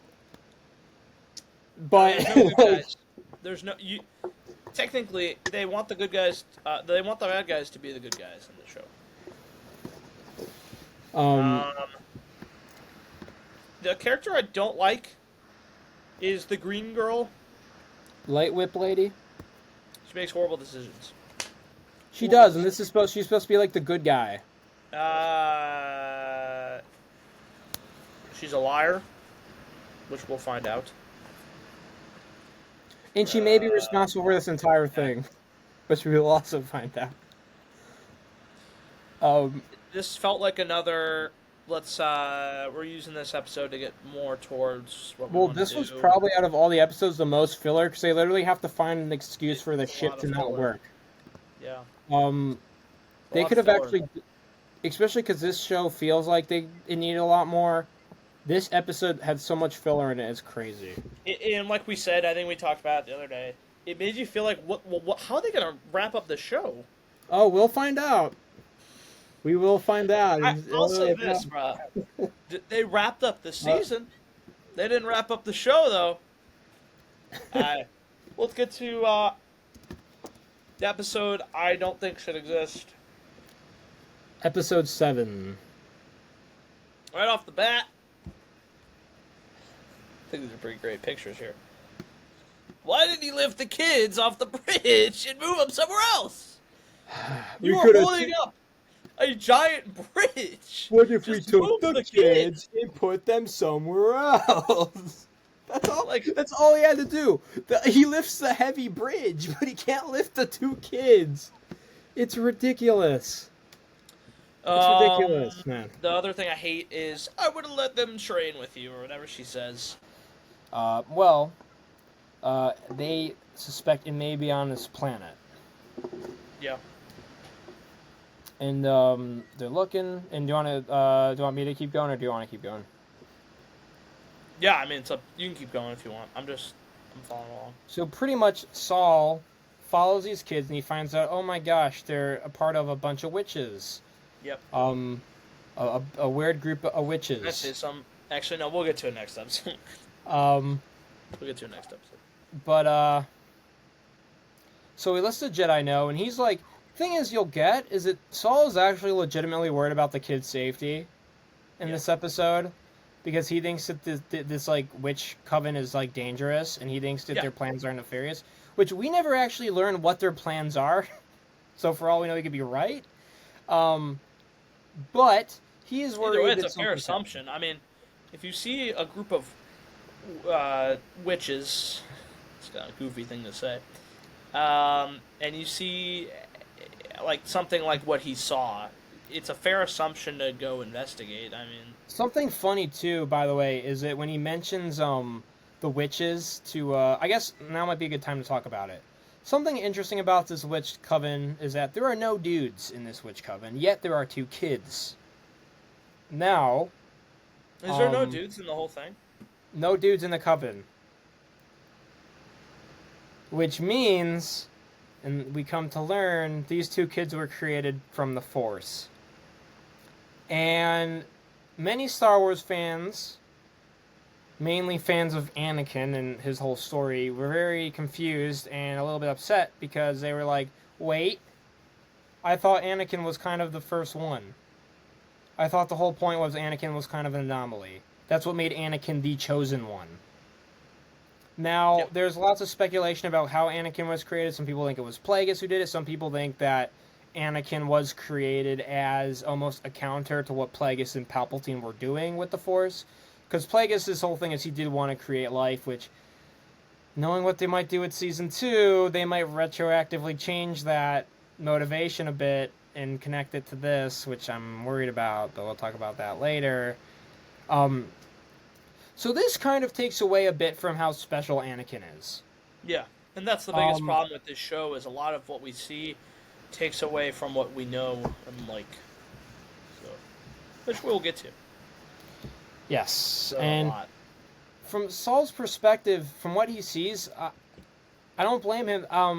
Because this episode, I guess, matters a lot for Saul and his motivation. Saul is legitimately worried about both kids. He thinks that this is really suspicious. He thinks something bad might happen to them, and he wants to get them off the planet. Saul is actually worried about these kids. And Dara's like, the mission, blah, blah, blah, all this stuff. So then the Jedi decide, fine, we'll meet up with the witches.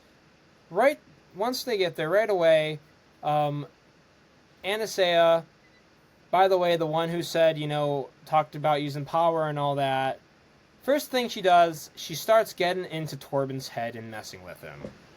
Yeah. Which, by the way, the second she did that, she became the instigator for this entire thing going forward. Yep. She is responsible for the stuff that happens later in this episode. She kickstarts this entire thing.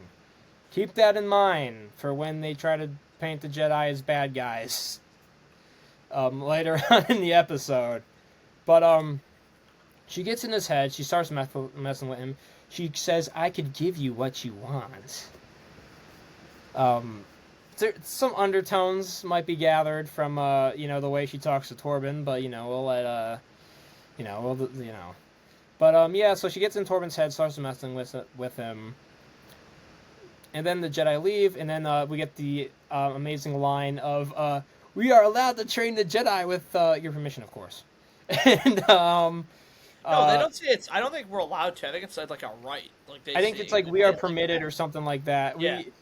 And then, she pauses and goes, but with your permission. It's like, so pretty much they agree to let the Jedi be trained because something else we learned, Osha wants to be a Jedi.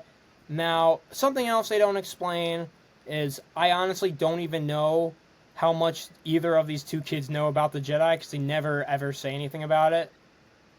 To be honest, I don't know how Osha knows about the Jedi. Because they're on this planet in the galaxy. The only thing I could think of to headcanon is that the witches just kind of told them about the Jedi. But if the witches told them about the Jedi, why would Osha want to be part of it? Because you'd think the witches would kind of just like try to paint the Jedi in a bad light because May hates the Jedi for whatever reason. So we don't even really have a reason why they don't like the Jedi or like the Jedi. Because they're on this distant planet. This is the first time the Jedi have come in contact with these witches as far as we know. What reason do either of the kids have to have their perspective on the Jedi? We don't know. They never tell us. We never get a scene of... Do we know why the witches have their I mean, we know why, I guess. I assume the witches... I know why the witches do. Reason? I assume the witches kind of have their reason, but it's more like, I don't know... Because, like, May and, Osha are, like, all back and forth about, the Jedi are good, no, the Jedi are bad. I don't know why either of them feel this way. Yeah. We don't get a scene of the witches explaining the Jedi to them. Yeah. But, so, pretty much, they, they train, they have the kids do tests, the kids are told to lie. The Jedi find out that Osha is lying, and then they have a heart-to-heart with her. And, they tell her, hey, you got to tell the truth, you got to be honest and all that. And Osha wants to be a Jedi. She tells them, she's like, hey, I want to be a Jedi. I want to be a Jedi. No, Again, we don't know why, but she does. Yep. And Saul and her talk and all that jazz. And then they have a conversation, what happens is they look at, Torben's looking at the M count and he's like, oh my gosh, these M counts are off the charts! Is there any, is there any interviews saying why they call it M counts instead of midichlorian? I think it just stands for midichlorian count. Yeah, I know, but do we know why Phantom Menace too. They call it that in Phantom Menace. Oh, they do? Okay. Yeah. I didn't know if it was like they weren't allowed to say it or something. No, they call it that, and they've been calling that. Okay. That for a while. But he's like, wow, these are off the charts. It's crazy. And then they're like, whoa, is this the Virgins in the Force? And then Torben's like, oh my god, if we get the kids, we could go back home. And then we can finally go back home. And then he rushes off on the little speeder, and there's a crappy green screen. And then Saul follows him. And then they both make it to the palace or whatever, the big witch fortress. And Saul's like, oh, I know a way we could get in. And at first, I thought Saul was there to stop him. I thought that's why I would. But no, he's like, here's how we get in. Because Saul wants to get the kids. Saul is like legitimately worried something bad's gonna happen to the kids. So they make it pretty clear Saul actually cares in this episode about the kids' safety. Um, but he walks and there's a little conflict. The witches are ready to fight. By the way, they got their bone arrows aimed at them and everything. You know, they're like, you know, ready. Yep. But they're about to fight. Torben and Saul are there with the evil witch with the horns, and then Anastasia. They're about to fight, and then May runs down, and she's like, "These are fire! I started a fire!" And then Anastasia starts turning into like a Dementor. And Saul looks, and he sees that like May is starting to like disintegrate. Or something as weird is happening with May. He doesn't know what it is. He just sees there's like weird smoke coming off her. And by the way, he thinks May is Osha at this moment. So, because Anastasia is turning to a creepy Dementor, and who knows what she's gonna do. Because usually when someone's trying to make peace, they don't turn into a creepy Dementor. They usually, you know... And then Saul does what... You know, many people have justified and said, hey, what else is he going to do? He doesn't know what she's doing. He stabs her with a lightsaber. Which, by the way, kind of where did that even kill her, to be honest? I don't, like... Because this is a circumstance where, like, she's turning into, like, a fog thing. I can see how she survived it. Like... I don't... Okay. So my biggest issue with this is, like you said... What was he supposed to assume when she is turning into a Dementor? And then, well, we get what she says afterwards, which makes it even worse. She goes, I was gonna let her go with you. And then, the question everybody had is, okay, so, you know, you could have said that the second he walked in the room. And you would have lived? And everyone would have lived? And it could have been like, oh, okay. But no, she waits, and this all happens right in front of May because of what she goes, I was gonna let her go with you, and Saul's like, oh, I feel so bad for killing you now. And then she dies. So pretty much here's her, okay, this was her plan, okay? They come in, I say all these things, we all get all, you know, aggressive with each other, and then I turn into a Dementor. And then after I get stabbed, I guilt trip him into feeling bad and tell him that I was gonna let her go. There's so much gaslighting in this show; it's nuts. So pretty much, with your permission, of course. With your permission, pretty much Saul, what he did, what the Jedi did, even not really that bad, given the context of this other group of people, which are clearly pretty sus. I would say a lot going on with them that would maybe leave someone, especially the Jedi Order, to believe.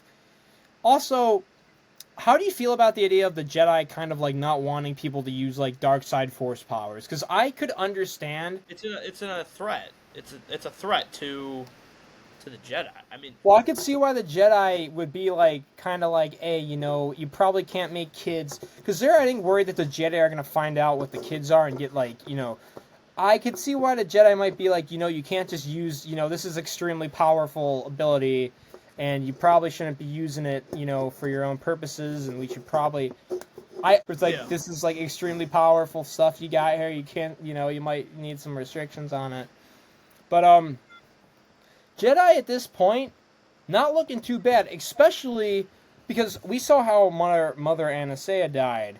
But we haven't seen how the rest of the witches died yet, so let's watch this happen. So, they're fighting, and then the Zabrak witch mom, the one who's always yelling, goes, you should not have brought him here. And then she's like, and then it turns out, oh, it's Kelnaka. He got possessed by the witches. The witches are all sitting in a room going like this, possessing Kelnaka, and we get a little fight. One thing I appreciate is, like, they show in the fight that, like, Kelnaka's hits are really hard. They kind of break that a couple times, but, you know, I appreciate that. But then Indara comes down, and she uses the Force to essentially remove the brainwashing, which causes all the witches to die. So now, once again, the witches dying, that's self-defense. Like, what? They possessed Kelnaka to kill all his friends. So it makes me wonder, if the girl the mom that died, Was she going to I don't know if possess she one? died. I don't know if she even died. I think it was the rest. I don't know what happened with her. I mean, no. I mean, The other one, the the one that Han got Solo stabbed. kills. Yeah. Do Yeah. you think she was gonna possess one of them and probably do the same? Honestly, bro, they never say what she was actually gonna do. The show I never mean, tells you what she was gonna I'm do. gonna assume that's what was gonna happen. I'm gonna assume because she turned into like a creepy bird Dementor that it probably wasn't Would you good. just let that And then, happen? Would you be like, what are you?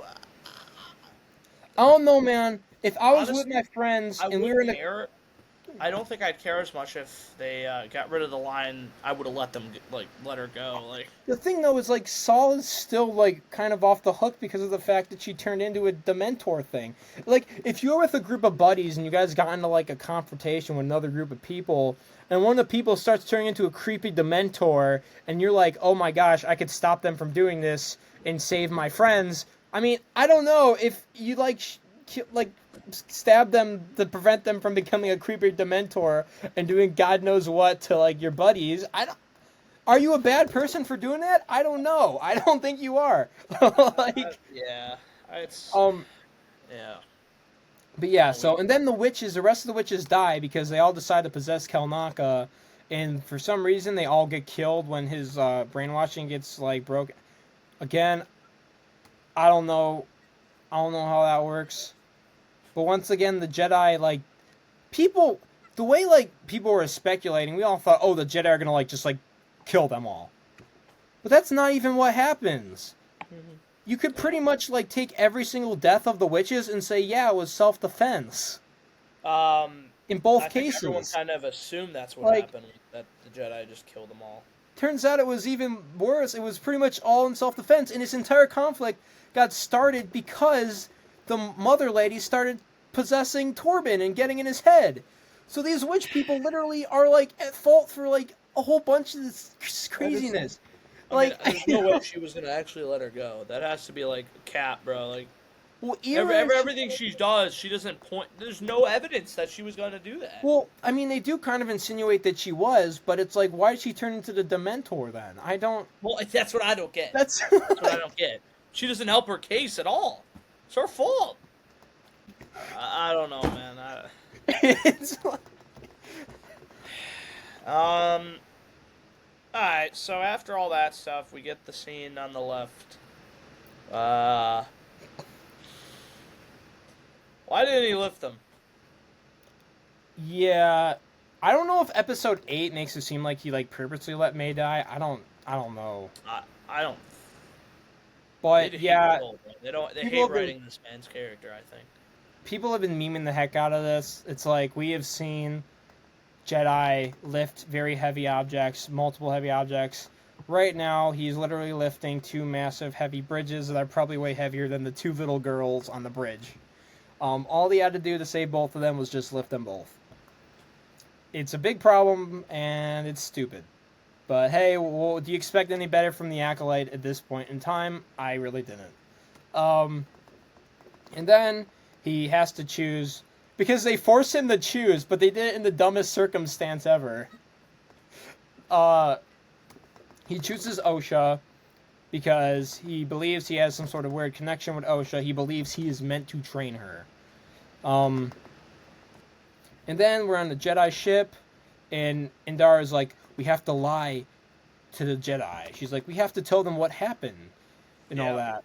But then she makes This up. is what I don't like that stuff at all. Well, the thing I don't get is what. I honestly don't understand why they have to lie. Because, I don't like know we if said, do you think they expect they're gonna cause a panic and then cause? I don't know. well, it's okay. So let's say you tell Yoda, you're like, okay, Yoda, we went to the planet. They're We came just now across. telling Yoda after everything. So they or the High Council, whatever. They're like, we go to the planet. They're like, okay, so here's how the story went. Okay, we went to the planet. We thought there was nothing there. We were looking for the virgins. We saw these two kids, and we found this coven of witches. We decided to get them tested to see if they could be a Jedi. We found out that the one metachlorian count was super duper high. We decided to go back and get them. because we could, and they were I And don't then see what what they did happened wrong. was when we went back to get them, the one witch lady, she turned like into a crazy monster, and she was being kind of threatening. It was So a I had to kill her in self defense. I did it to protect my other fellow Jedi. And then, the rest of the witches possessed Kelnaka and they tried to kill us. And we had to stop the possession of Kelnaka and to save, everyone. But unfortunately, in the, when it happened, it caused all the witches to die, unfortunately. But we had to do it because they possessed Kelnaka and, he was going to kill us all. And then, unfortunately, in the skirmish, one of the kids didn't make it. I was only able to save one because from his point of view, he was only able to save one, even though from what we saw, he could have saved both. But he was like, I was only able to save one. Here's the kid. And then what he should have told them is, we believe the virgins might be on this planet, and it might have been connected to all this. What were the Jedi gonna do? What were they gonna say? If anything, it'd be a good thing to tell them. Yeah. And a threat. And also, the Jedi should probably be aware that there's like this clan of witches, presumably using the dark side, do stuff on this planet, and that one of them might still be out there because the one might still be alive. Do we ever know if she is or no? I think Leslie Headland said in an interview, "No body means no death." I think that's what she said, insinuating that maybe in season 2 we'll get to see the witch again. Yeah. She'll probably be the villain. She'll probably be Plagueis' master. Just watch. I am confident that there's gonna be a season 2, and we'll get to that. By the way, I know we're not on episode 8 yet, but all you people who saw Plagueis in in the finale, you should all be very terrified of what they are gonna do with that character. You should all be worried right now for what's gonna come if they're doing Plagueis in season 2. Because I don't know about you, Andrew, but I feel like the people writing the show aren't really capable of doing something cool with Plagueis. I don't think there's gonna be a season 2. I think there might be. No, I think they're gonna continue the story. You do like a comic or something, like. No, dude. What if they did a movie? There's no way. There's no way. I don't know. I don't know. I just don't see how they have to change something, dude. Like they have to listen. If you can make a season 2 and it's good, then go for it. But you really expect this writing team to make a good season 2? Well, that's what I'm saying. It's not gonna start. There's a lot more. There's a lot of work they gotta do. All right, you want to get to episode 8? Oh yes, this is where the fun begins. Well, actually, it's the fun's been going on the whole time, but this is where this episode made me mad, dude. So, the big thing, obviously, is we have 2 cameos, guys. And if you are new to Star Wars, okay, most people watch these shows to see the cameos of their favorite characters. Yes, that's all that matters now. Luke Skywalker and Cad Bane. It doesn't matter if it doesn't make sense. Boba Fett show. So, in this episode, obviously, you get Plagueis, which I was so zoned out. I was so bored of this episode at the beginning that I didn't even notice it until TJ texted me and said Plagueis. I'm like, what? What are you talking about? I was so out of it. I didn't even notice he was in the show. You guys should be terrified that Plagueis is in this episode, guys. I don't know if I like what that. This means is not very good. Let me ask everyone watching this, okay? Whether you like the ACOLYTE or not, do you really trust this writing team to tell an interesting story with Darth Plagueis that is not complete cringe and does not completely retcon and ruin stuff that we already know? Because it's already kind of clear just from this that they're going to use the witches as like an inspiration for Plagueis to like try to like mess with creating life. I feel like that's already what we kind of... Which, by the way, there's even some discussion going on if Plagueis is even... So they kind of pulled another Kiadi Mundi where Plagueis kind of had an age, and they kind of changed it with him being in this episode. Yeah, he's supposed to be like a teenager, like 15, yeah. Yeah. Because honestly, if they were following like the Plagueis novel and like those books, the Sith that should be like operating right now is actually Darth Tenebrous, who is Plagueis' That's his master. master, yeah. But the problem is, Leslie Headland was probably like, oh, she probably didn't even know who Darth Tenebrous is. She only knew who probably Plagueis was because of the Darth Plagueis the Wise, meme and all that. She was like, oh, I'll just put Plagueis in there. She probably, I guarantee you, she probably didn't even know who, like, someone probably said, oh, wait, so are we going to put Darth Tenebrous in there? And she's probably like, who? Who's that? She probably, like, dude, the only reason why Plagueis is in here is because of the memes of, like, the tragic. A Black Series figure. I mean, I'm not gonna lie. I'd buy a Plagueis Black Series figure. Buy it. It'd be cool. From the ACOLYTE. But so so the obvious first thought I had when I figured this out, is this how they're gonna really lead into how life is created for Anakin? He's based off these random witches in the mountains that did this, which we don't even understand fully how they know how to do this or anything. This is what creates the rest of Star Wars. This is, yeah. Plagueis, huh? Leslie Headland has now made it that her little fan fiction she made is what kicks off Star Wars. Yeah. This fan fiction, this crappy show is what kickstarts the events. The greatest comment I read about Plagueis was not an insult. It was not a compliment. It was the fact that he has been creeping around this mountain and watching the stranger be shirtless. That was the best comment. Also, by the way, given that I'm pretty sure the Plagueis follows the rule of two, how does he feel about there being an apprentice for the stranger? So we don't know for sure if he's even working with the stranger or Khmer. I don't even know. I don't think he is. But if he is, how would So I think the stranger is going to be explained as simply a character who was misunderstood, who didn't want to be controlled by his master, which we know is the Green Girl, and Plagueis simply this is completely, I don't even know. They're going to probably explain Plagueis as he's attracted to the dark side, and if he somehow probably found him, he's probably been watching him and is aware of everything. So who's Plagueis' master then? Well, are they going to make it Tenebrous still? Honestly, what if this? I think we were talking about it.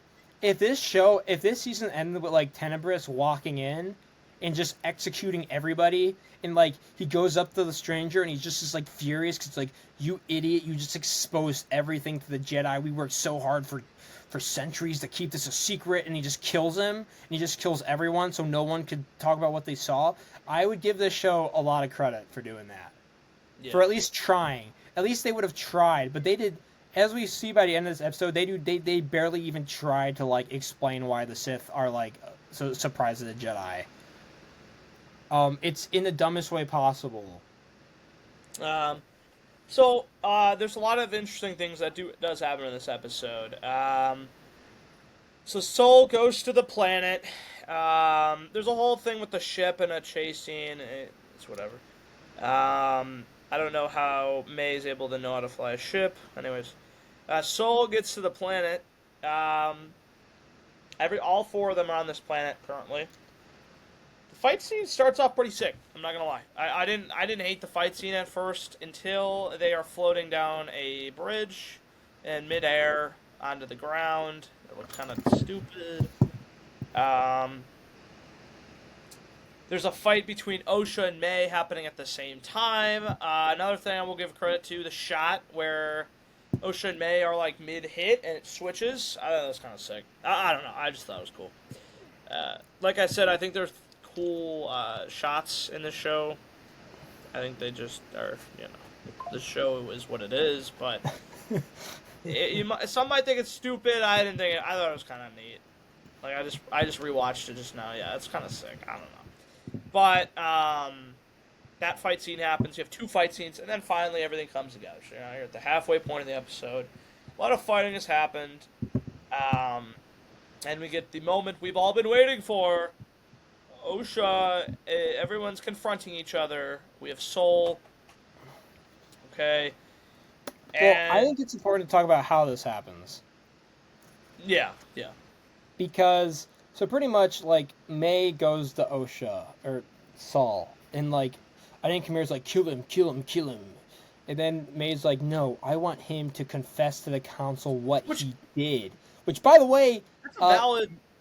I was like, yeah, that's a good. I mean, I don't but know. also, I don't think he'd get in trouble. That's the other No, thing. I don't think he Get in would. trouble But I for mean, lying. okay, listen. From May's perspective, that's not even a bad thing. That's a Yeah. valid thing. But I think we find out why she wants him to. Because pretty much what she tries to do is get him to confess to killing his mother. And then, what do you know? OSHA's right there, and she has Saul's lightsaber that broke. And the crystal's broken and starting to bleed. And then Alright, so- OSHA's like, did you really kill my mother? And then he's like, I did it for you, OSHA. I did it to protect you and all this stuff. By the way, this is why I said episode 7 kind of pointless. He doesn't explain any of the context surrounding any of it. He just says, I killed her to protect you. Yeah, He doesn't explain why. That He might doesn't have explain what kept she him was alive. doing. He doesn't explain. He's like, listen, they were, they were kind of like a cult. I was worried about your safety. I don't know if they had your intentions. I did it all to protect you, though. And she started threatening us. She kind of instigated. He doesn't say any of that. He just says, I did it to protect you, and that's it. It's like, I'm like, are you kidding me? And then she just kills him. She force chokes him. Okay. So, this is a huge part of the episode. This is presumably the first ever force choke ever. And that's the whole point of it's an acolyte to kill a Jedi without a weapon or whatever is a force choke. So is the force not a weapon? So, while I was watching this, tell me if I'm wrong. Did this not feel like the longest scene you've ever seen in your life? It did. That's because I was so mad when I was watching. So not it. one of those people there. Okay, fine. The stranger guy, he probably wants him dead. Fine, okay. It helps him. It benefits him that she kills him. Fine. But wouldn't May not stop her because of what she just said? Well, I think May still wanted him to die.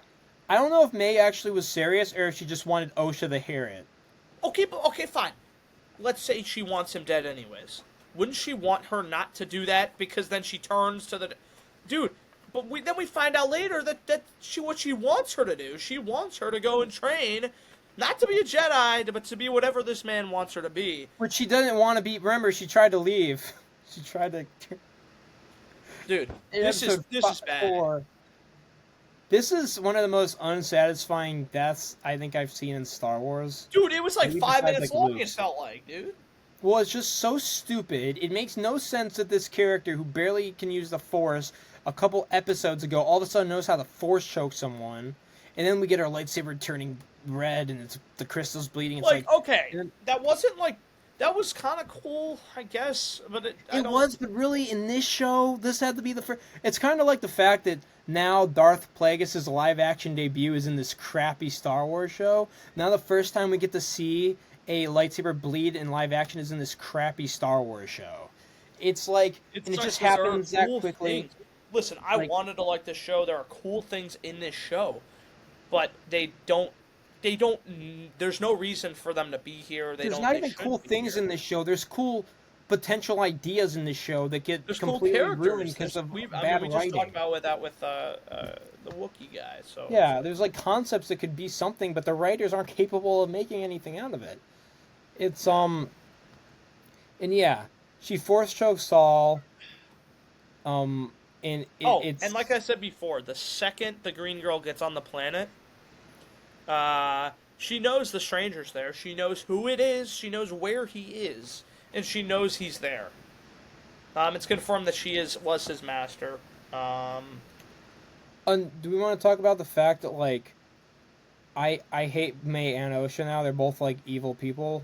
So OSHA and May, listen. After what I witnessed, I expected May and OSHA to fully be divided. I didn't think they'd be on the same. I didn't know where they stood in general, but I didn't feel like they were at a point where they were both like happy with each other, especially if they were just fighting.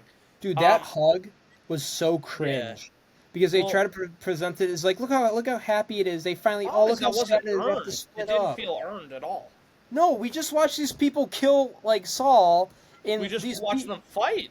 May has been killing people. The stranger is a bad guy who killed a kid, and like these are like villains who done awful things. It's like, oh, look how cute. Like the show wants us to like feel bad for them and like them. When it's like you've given me no reason to even like these people. They're like not in the terms of like, you know, how Loki in Avengers is really likable because it's fun to watch how like bad he is and how evil he is and the acting is great. It's in terms of like they want us to think these are like, oh, look how tragic this is. It's like I don't feel anything for these people. They're all bad guys. All of them are like bad. And what Soul did is not even a bad thing. He was It just like people are giving this episode a 9 out of 10. By the way, people are giving this episode a 9 out of 10. People think this is good. People think this is. They're allowed to do that. Hey, if you like it. Hey, your prerogative. I don't understand why though. I don't know what show you watched. I must not be what I watched though. So the other thing I'll say is, I mean, okay. So obviously the Green Girl gets to the planet, and then everything. The Jedi are there, but the big scene is yes, the sisters finally are on the same page. And they're with the stranger guy. We're supposed to believe that these are the good guys, and the evil Jedi are coming to get them. Evil Green Lady's coming. To erase her memory. Oh wait, also one more thing. Why does the Gopher like destroy the ship? Remember that? In the beginning of the episode, he like tears apart the hyperdrive or something. Oh yeah. I don't know what was the point of that. Why did you do that? I don't know. Was that Soul's hyperdrive? Yeah, it was on Soul's ship, yeah. Was it? It was Soul's, right? Yeah, it was the Gopher that did it. I don't know why he did that. Hey, any of you Acolyte fans in the chat or watching this, can you please type in the comments why the Gopher destroyed the hyperdrive, please? All right. Any of you people who think this is a 9 out of 10 episode, can you please explain to me why the Gopher destroyed the hyperdrive? Thank you very much. I'd appreciate it a lot. Okay, you can continue. So, obviously, yeah, Osha and May, we erase May's memory. Osha gets to do what she wants. She finally becomes a Jedi. Yay! No, she becomes a Sith. Yes. So, no. That doesn't make any sense to me. Because they say it as, like, she wanted to be a Jedi the whole time, which is not really what happens. She's actually on the bad people's side. And poor May gets her memory wiped. May is with the council now. She gets questioned. She doesn't remember anything. And then the Green Girl decides to tell everybody everything. The senator, yeah, she explains essentially... To every leader, it looks like. So everybody knows. Well, what she explains is that it's all Saul's fault. It's all Saul's fault. Saul's the villain. She blames Saul for all of it. Which, by the way, remember how we talked about how Ki-Adi-Mundi being in that episode is an even bigger problem now? He knows that someone else killed Indara. At least that's one person who knows actually what happened. And then there's also the guy who saw her at the bar, who identified her. There's a Jedi who went in with Yord to get her, to get Osha. There are people there in the Jedi Order who actually know what happened. Yep. Who don't say anything. One of those people now being Ki-Adi-Mundi, by the way. So if it wasn't stupider that he's in the show, now it's even worse. So then we get to the best part of the episode. Is that Yoda has been in this room for God knows how long. He was on his vacation. And is just now finding out about anything. Huh? I said he was on vacation. He was out for... The same guy who senses Order 66. Does not sense all the Jedi getting killed. And doesn't know anything. This is bad, dude. So here's the thing. Even if Venestra lies to Yoda about what happened, Yoda would know she's lying because he'd sense it. So I don't know what she's going to tell him. Either way, the fact that Yoda knows anything is a freaking massive problem. It is a massive problem, and it makes Phantom Menace, and it makes the fact that the Jedi knowing that it makes the Sith haven't been around for a millennia line incredibly odd, and it makes it's a plot hole. It's a massive lore break. That's just what it is. Like, I mean, people could make arguments all they want about how the show actually didn't break the lore, but it did break the lore. If it doesn't bother you that it broke the lore, then that's fine, but it did break the lore. And people who are fans of Star Wars have reasons to be, upset about it. Yep. That's at least one guy. That's at least one guy on the console who knows now. And also, there's other people who are going to know. There's no way everyone's going to buy this story, and there's no way no one's going to, like, be like, oh, wait, yeah. There was, because if you're a Jedi and you hear Vanestra's, like, telling of the story, now you get even more suspicious. Because you know she's lying. But yeah, But wait. that's the Acolyte. How is it fair to say, if this movie came out 20 years ago and this show came out today, don't write it. Don't put this stuff in the shows. Don't, change stuff. Don't retcon stuff. The answer for most of these questions is simple. It's write it better. That's it. It's just write it better. That's all. Yeah. That's the answer. Write it better. You don't have to write about this stuff if you have valid reasoning or excuses or cover-ups or something. All the people coming up with reasons for why this makes sense, you probably tried harder than the writers did. Yes. Just want to let you know, you're trying harder to make this make sense than the people who wrote the show. I'll be honest, dude. You don't have to put these important characters in these shows for me to watch it. I'm going to watch it because I want to watch something interesting. The best received Star Wars show by many people is Andor. The closest thing that show has to a cameo is, like, Hugh Lawrence showing up for, like, one scene. That's it. And it's a scene that makes sense for him to be there. I'm going to give credit to Mandalorian. And that show faults with Boba Fett heavily. Yeah. However, there are definitely a decent amount of cameos in that show. Like, Book of Boba Fett really hurts Mandalorian. Because I feel like at first, Luke is fine. I mean, I don't know how much you want to talk about Mandalorian, but there's problems with that Luke scene too. There is. Okay, yeah, there is. But they don't do anything near this. Luke not nearly as bad. This is lore breaking stuff. Luke showing up in Mandalorian, there's problems with it, but it is nowhere near as drastic as this stuff is. Yeah, and it's cool. Also, why does Yoda look so old? He's supposed to be younger, by the way. That's something else. If they're using, like, the puppet Yoda to make him look like he does in Empire Strikes Back, that's a little bit weird because this show takes place 200 years before then, because this takes place, like, 150 years before Phantom Menace. So he should be looking way more like prequel Yoda. He is 760 years old. At the time of this show? But he would look younger, though. Yes. But yeah, so now Yoda also is somehow going to be wrapped into all this cover-up stuff probably in Season 2. They're teasing us with Season 2. We get to see all this, and aren't you excited? You get to see Darth Plagueis and Yoda in Season 2. Because this shows clearly show that they respect what came before, and they'll do a great job with Yoda and Plagueis, guys, don't worry. Do you want a Season 2? No. I don't, but I think we're going to get one. I think we are. I think we are. I'm so serious. I think we're going to get a Season 2. I don't want to see what they do to Yoda and Plagueis. But I almost want to do something with them. I almost want a Season 2 because I feel like this is worse without one. I don't see how Season 2 makes this better. I mean, obviously, there could be worse damage. Well, because now they're going to be playing with Plagueis and Yoda. I feel like that's going to make this all worse. That is definitely scary, although I feel like they should have made this show a one-season... Well, okay.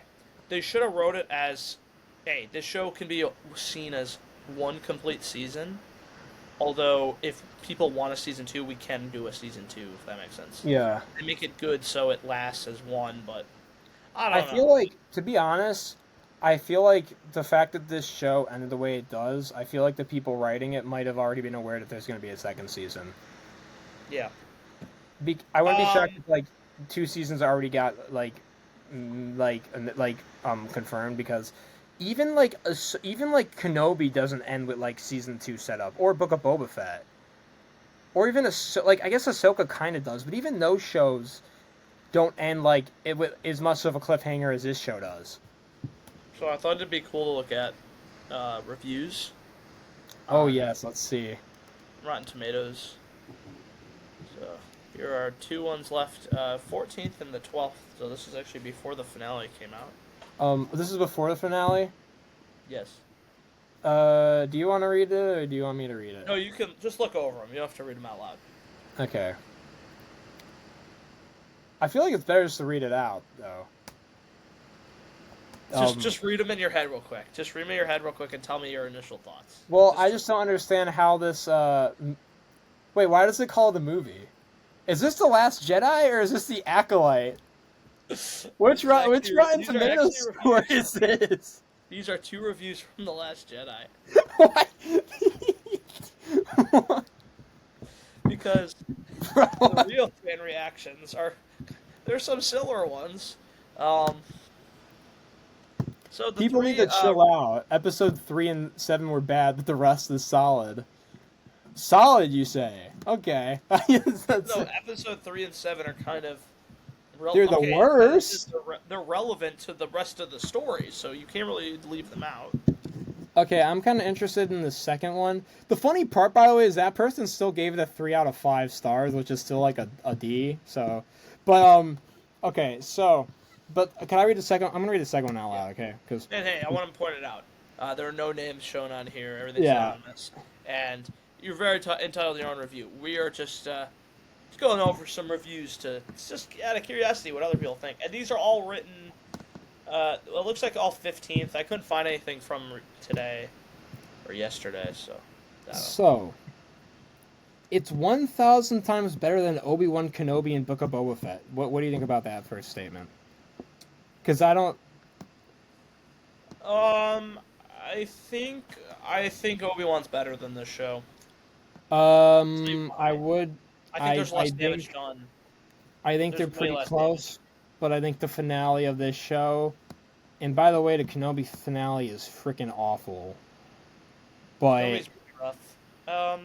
But because remember, everybody, the Kenobi finale is definitely worse though. I'd rather watch The Acolyte than Book of Boba Fett. Because I want y'all to remember the Kenobi finale is the episode where he decides not to kill Vader. Yeah. Okay, so that finale is pretty trash. But I actually think that should have happened. This might be. I don't know. That one's tough, dude. This is pretty bad. Well, okay. The next review is a half a star. Train wreck. Characters weren't compelling. Lazy writing. Lightsaber fights. Kind of what I said. Brain damage arguments and boring interaction. Yeah, she's dead now. Oh, man. Pretty on point. Love the series so much. Who is that? He's the guy that plays Khmer. He's the guy that played. I mean, well, even if he was amazing, but I think he's fine. I don't know. Yeah, that's still not enough to give the show a 4 out of 5, though. Please, we need a second season. Oh God, no! The three we got up top are from my Instagram. These were sent in by followers of mine. Then 2 episodes I was detached. Didn't feel like Star Wars. Just a space show, bland. Seems like everybody's kind of on the same page in terms of. Yeah, it had its ups and downs. Did you get any positive? Did you get any positive comments? Nope, I didn't get a single positive one. No one gave it. And then the one on the bottom, I thought you would love. I thought you would love to read. I'll read this one. Yeah, people gave up on it too quickly. It took some time to establish new characters and expand on the Star Wars universe to the High Republic era, and it lost its viewers in the first few episodes. But it took a great turn. All the action is generally in the second half. Wookiee with the lightsaber? Yes! Insanely awesome Sith action sequence. Absolute best. Might beat Darth Maul for the best Star Wars. Might beat Darth Maul for the best in this. That's crazy. It's not even the whole review. I couldn't find all of it. I love how they say. Oh my God! It goes long. It's yes, longer. But like, wait. This is God. Yeah, the Wookiee died in the. We didn't even get to. We barely got to see the Wookiee. What are you talking about? Wait. Oh wait, no. I'm trying to find that exact review. Here it is. Okay, no. Um, so many questions. Still great, but universe expansion. Hope they greenlit season 2. What expanding does this show really do? Besides retcon a bunch of stuff and break a bunch of lore. I There's don't know not if I much agree with that universe review. expanding. But hey, man, if you liked it, I'm happy for you, Hey, man. you know I what? did.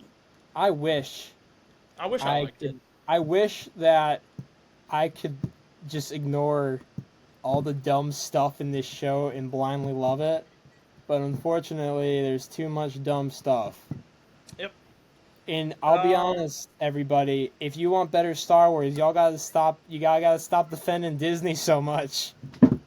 So Because, like, overall rating of the show. you want me to go Go. first? Yeah. Out of 10. This gets a 1 No, out of 10. I bet you do. Okay, 1 out of 10. It gets I would. okay. I'll give it a 2. I'll give it a 2 for some of the choreography, but that's I was it. gonna go 2. I was gonna go 2. Um, I this think there are some. show's sloppy. It's messy. The dialogue is bad. The I mean the plot just breaks. The more you think about this show, the more it just crumbles and crumbles and crumbles. Even the action scenes, even the best part of this show, which everybody kind of agrees is the action scenes. The Yeah. more you think about those, the more you think about everything surrounding them, the more it just crumbles and crumbles and crumbles. Yeah. I could see the score going down after a rewatch of this. That's how bad it is, and that's how little it lines up.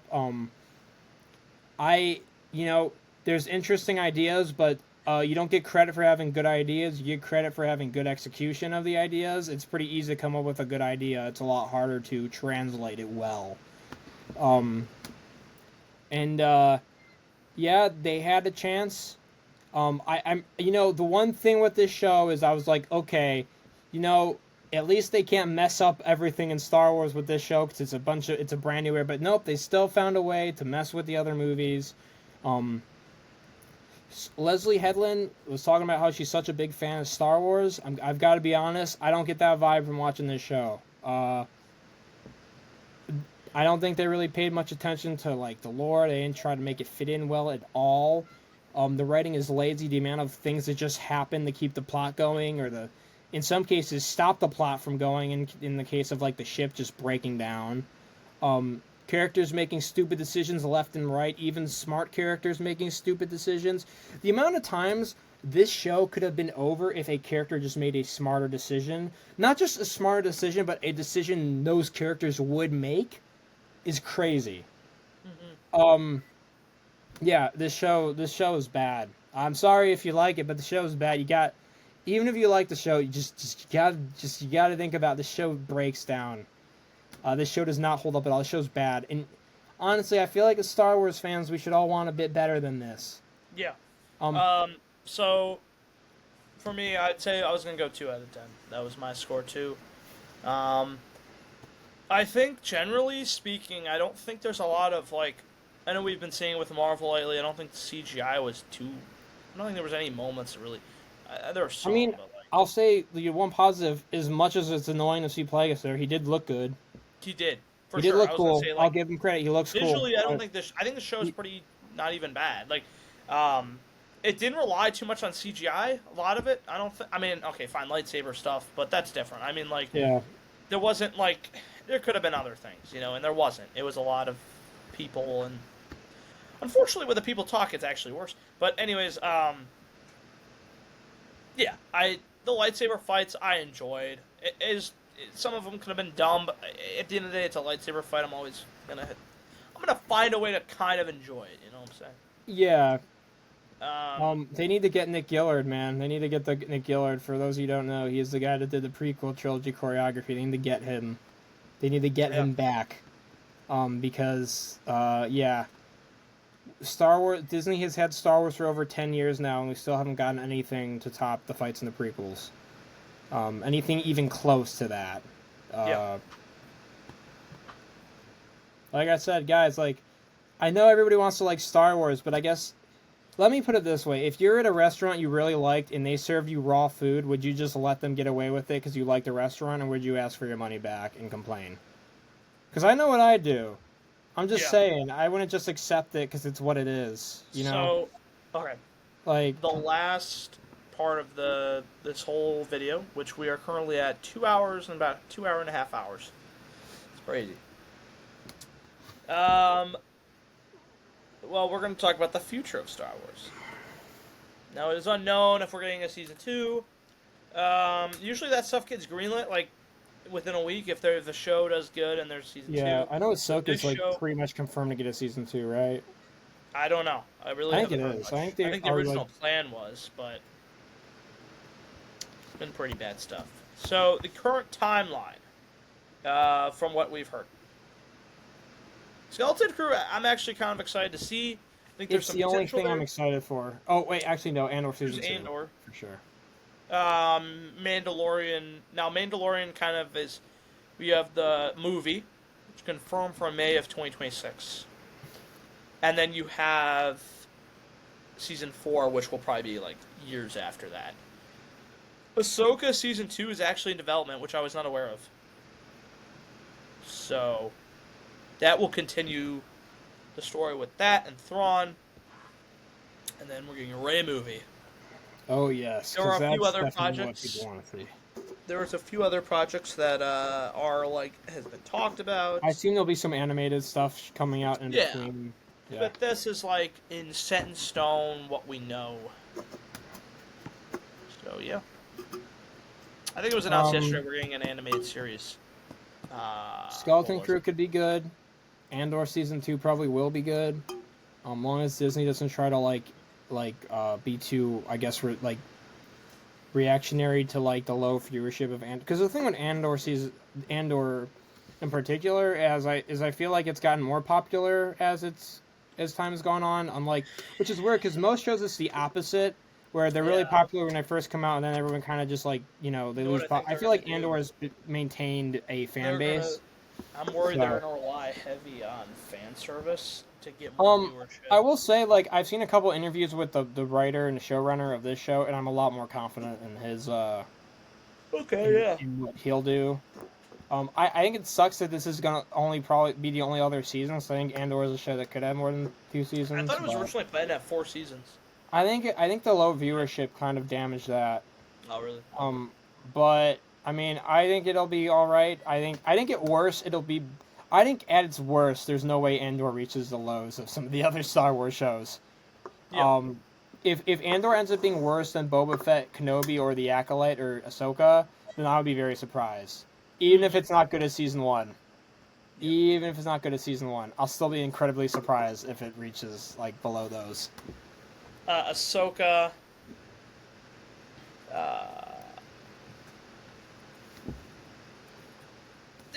Listen. I generally enjoyed watching Ahsoka. There was a lot of things in there. I don't think Ahsoka is as like. I don't think it's on the same level as this show though. Like, no, there are dumb things, but I don't know. I found enjoyment in it. But. I mean, honestly, if someone has asked me what Star Wars stuff they should watch, I would tell them. I would say watch episodes 1 through 6, watch Andor, watch Rogue One, watch like some of the better Clone Wars arcs. Yeah. And that's about it. And maybe some of the Rebels stuff. And maybe some of the Bad Batch. But that's as far as it goes because God have we not gotten good stuff these last couple of years, with the exception of Andor. That's the only thing. I know lots of people like Mandalorian season 1. Yeah, I enjoy the first 2 Mandalorian seasons. But... I think even that show has not reached like the heights it probably should. With like, yeah. For me, season 3 was kind of a letdown. A lot of people, I think. Yeah, and the fact that Book of Boba Fett had to fill in the gaps between seasons 2 and 3 is pretty. Yeah, that show was pretty rough. Like, yeah. Alright, well, I think that just about does it. There's Smile around, the best character in Star Wars, the best Sith. Even better than Darth Maul. I love how it didn't even say better than Vader. It said better than Darth Maul. I was like, okay. Well, if you guys did like this style of video, you know, Deadpool 3 is coming out soon. That will yeah, probably we could be do a way. Deadpool 3 video. That'd be pretty The sweet. Deadpool 3 video will hopefully be way more positive than this one. Yeah. I think there's a lot to be Um, excited for about that. Another thing I'll say is, if obviously some of you, if you guys watch the Lego videos, a August 1st tier list video will be coming out, which is going to be really fun. We're going to have Lucas back for it. He is confirmed. Yes, Lucas unfortunately passed away during the watching of the Acolyte. Yeah, he could not get past he was episode 1, he said. the cringe killed him. Yeah, he couldn't do he it. unfortunately- I said it's okay. So, he'll be back. But yeah, I mean, that's all I got, really. You have anything else you want to say? No, I Acolyte. kind of want to not never very talk about good. the show again, low key. I am willing to just sweep this show under the rug, and hope they don't make a second season. You know what I'm gonna do though? You know what I'm gonna do? Okay, I'll tell you what I'm gonna do. This is what I'm gonna do.